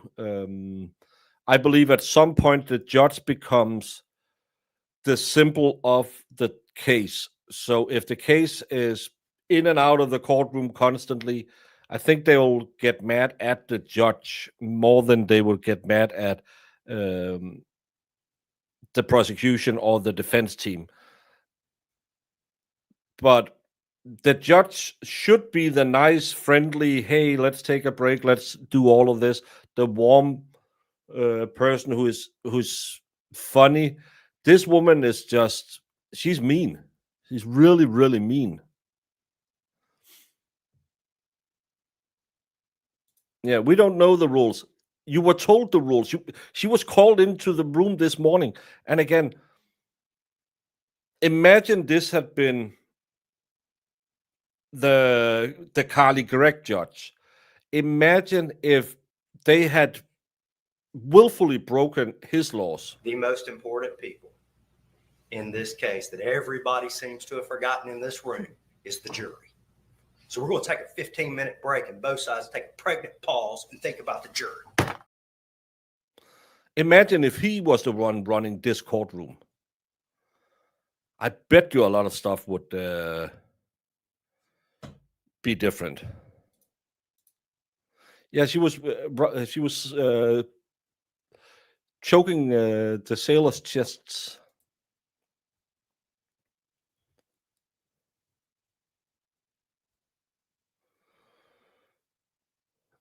The defense attorney is also supposed to make sure they know the rules. Yeah, and he was the one who gave her deposition before trial, and then she's standing there. I don't know anything. I don't know nothing. If she's willing to lie about that, I found it interesting. The question about, did you used to work at as a clerk in Dade County that they objected to? Oh, yeah, Oline caught that one as well. Wait, I just the chat. What was that? Was that real? What? RVA? Okay. Yeah, I loved that judge. He was I like it when they are mad at the lawyers because they're wasting the jury's time. Like Judge Borowski, I loved him. I love Judge Borowski. I like a good mean judge. We have a female judge in my court. Haven't seen her in a while. Maybe she's not there anymore. She is tough as nails, and she's really fun because she'll call the prosecution. We have a lot of young prosecutors coming through, and she'll just call them in and say, "That's absolute. You can't. This. You're lucky that the evidence was so good because oh my God, you need to work on this and that." I love her. She's funny. Bad judges may make any court in the U.S. scary places. Scott, thank you for 22 months and absolutely correctly. Because they are, again, Lady Justice is supposed to be blind. They are the ones who should sit up there and make the playing field level. This one is rooting for the defense. And she shouldn't be doing that. She shouldn't be rooting for the prosecution. She should be calling balls and strikes equally. And she's not doing that. I've never seen anyone get so mad and get mad that she was told that people didn't follow her rules. What? The judge response, that was the real great judge. So, oh yeah, the Judge Dewey. Yeah, his name was Dewey, I believe. Hey, Diane G. But Judge Dewey, he was great. He told them to work, and he didn't take any crap from either side. Yes, she was just mad all day today. She has just been angry. Maybe it was a bad weekend. It was a long weekend. Maybe the kids were annoying. The husband didn't put out the trash, whatever. But she had a really bad day today. Borowski gave bail to a rapist after he was convicted, and while out on bail, he red-rummed the woman and burned down her house. Well, now I don't like Borowski anymore. Yeah, she was mad at the people telling her her rules had been broken. Judge Bereski is nice and he smells good too. Well, if he let out a rapist and he then did red rum, then I don't like him. Because I think there's way too soft. We're going way too soft on criminals in some cases where they should have been in prison. But this farce will continue tomorrow. And the good thing by not being allowed to show the one from San Antonio is we can watch this because this turned really interesting really fast. So, Bereski is the judge from Lori Vallow. Sorry, I didn't know. I didn't watch Lori Vallow. Jack Hole, can you go to Miami and fix her tonight so we can get out of this courtroom tomorrow? Well, all you need to know is someone got pregnant through an AC unit. Well, it started fun and then it just turned into what the hell?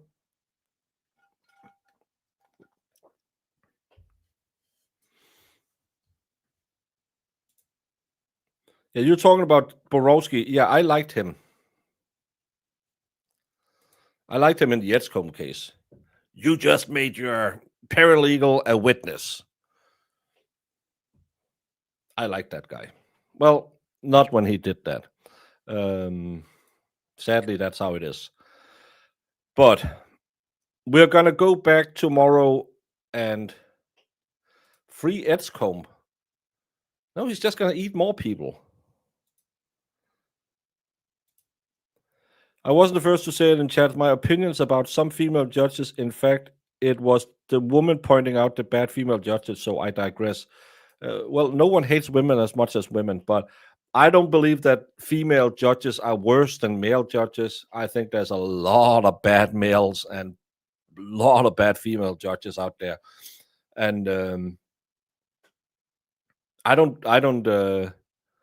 think your appendixes are the ones who determine if you're a good or a bad judge, because there are some great female judges, and I've been lucky in my court that we had two amazing female lawyers, female judges. I have a male judge that I really like, but we have had a lot of big long cases together. But other than that, I think the females are my favorites because it's just fun. This came up in your news feed as YouTube featured, whatever that means. Well, hopefully it means that I get some more viewers. I am banking hard at getting to 20,000 subscribers before 2040. But thank you for stopping by, Jennifer Johnson. I've never heard anything being recommended before, so I'm glad. But I think I'm one of the few crime tubers covering this one. Yeah, it's not the PP that makes you a good judge.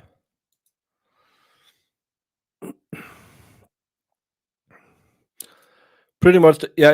If you came back late, start at around lunch. That's when everything blew up. Would you enjoy to be a layman with Judge Judy? No, it's too performative. It's I like the way we do it. We have a very, it's very laid back being in court here in Denmark. It's not that, of course, we're standing and sitting and stuff like that, but it's very, very informal until some of the idiots start to yell and scream, and then the judges will get angry. But normally it feels very laid back, and I like a laid back but to the point day in court. Sometimes we have had some people who come in from other jurisdictions and try and fill a spot, or maybe if they're trying to see, okay, we need a new judge in our court, we're going to try a few different, and they can be a little too much of a stickler for the rules and stuff like that, because again, we have maybe 10 defense lawyers who are the same all over, and we have there's at least 5 prosecutors who I have seen 20 times. It's so you kind of get to know them, and when there's a break in court and there might be waiting for a witness or the defendant hasn't shown up, we can sit and talk a little bit about going on vacation and stuff like that. I really like that we are not we're not too serious, and we're not doing that. We tend to be more, our judges is more instructing people how to not come back. But of course, if it's one where their rap sheet is as long as a phone book, yeah, we'll just get out of here. So yeah, I'm pretty sure he didn't. Do I have a tattoo for every holiday? No, I don't have any tattoos for holidays. Judges should have to remain sober during their process. If they want to do an 8-week or 6-week, they should remain sober while the judge on the bench. Yeah, the judge shouldn't be impaired at any time.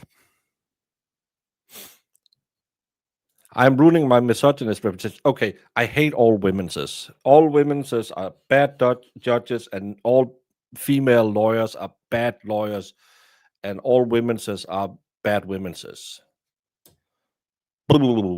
All female YouTubers are bad YouTubers. Only female audience are amazing, and thank you so much for watching.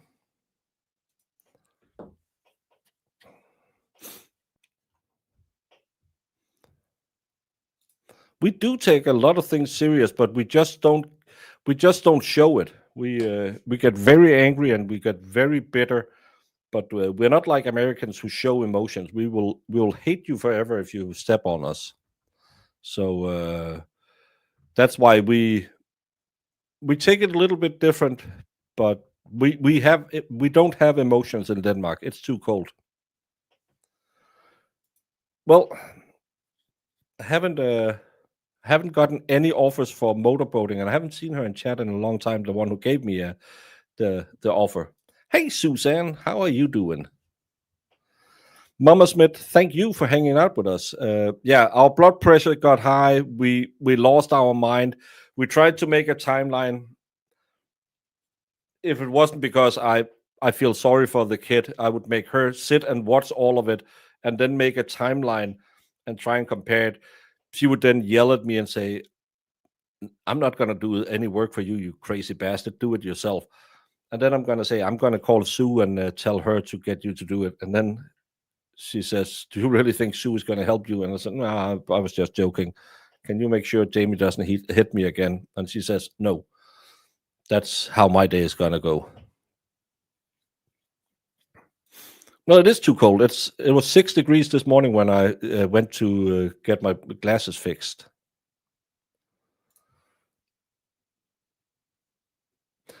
Well, I think that I don't think we're laid back. I think we're stoic. It takes a lot to rattle us. But if we get mad, we get really mad, and then we invade Sweden.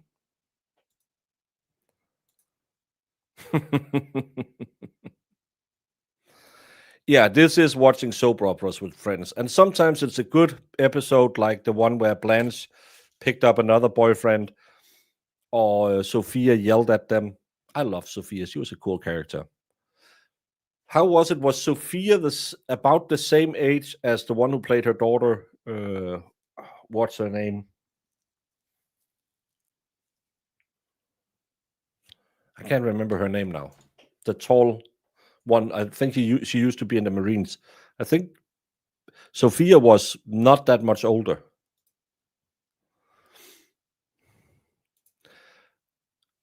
I don't do freedom units. She was younger. Yeah, B. Arthur. B. Arthur. That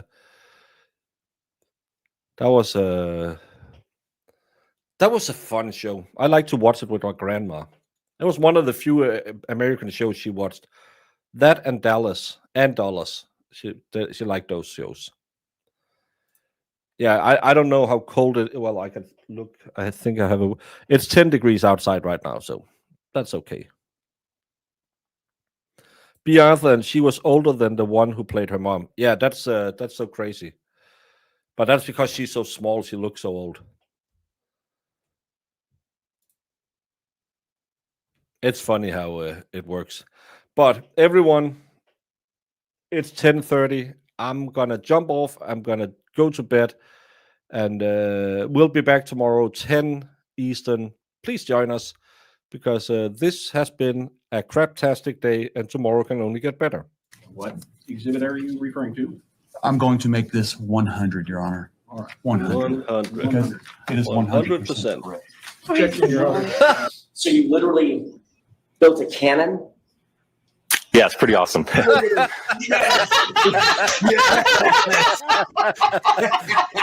right, I'm in love. Go back. Please do that again. Oh, that was the cutest thing I've ever seen. While I'm waiting for this, did you, whether it's true or not, believe that Mr. Randolph had slept with your wife? I wouldn't have cared. You wouldn't have cared? No. Did you believe he had slept with your wife? No, Did you believe he slept with your mother-in-law? probably did. Everybody has. So there- Everybody has.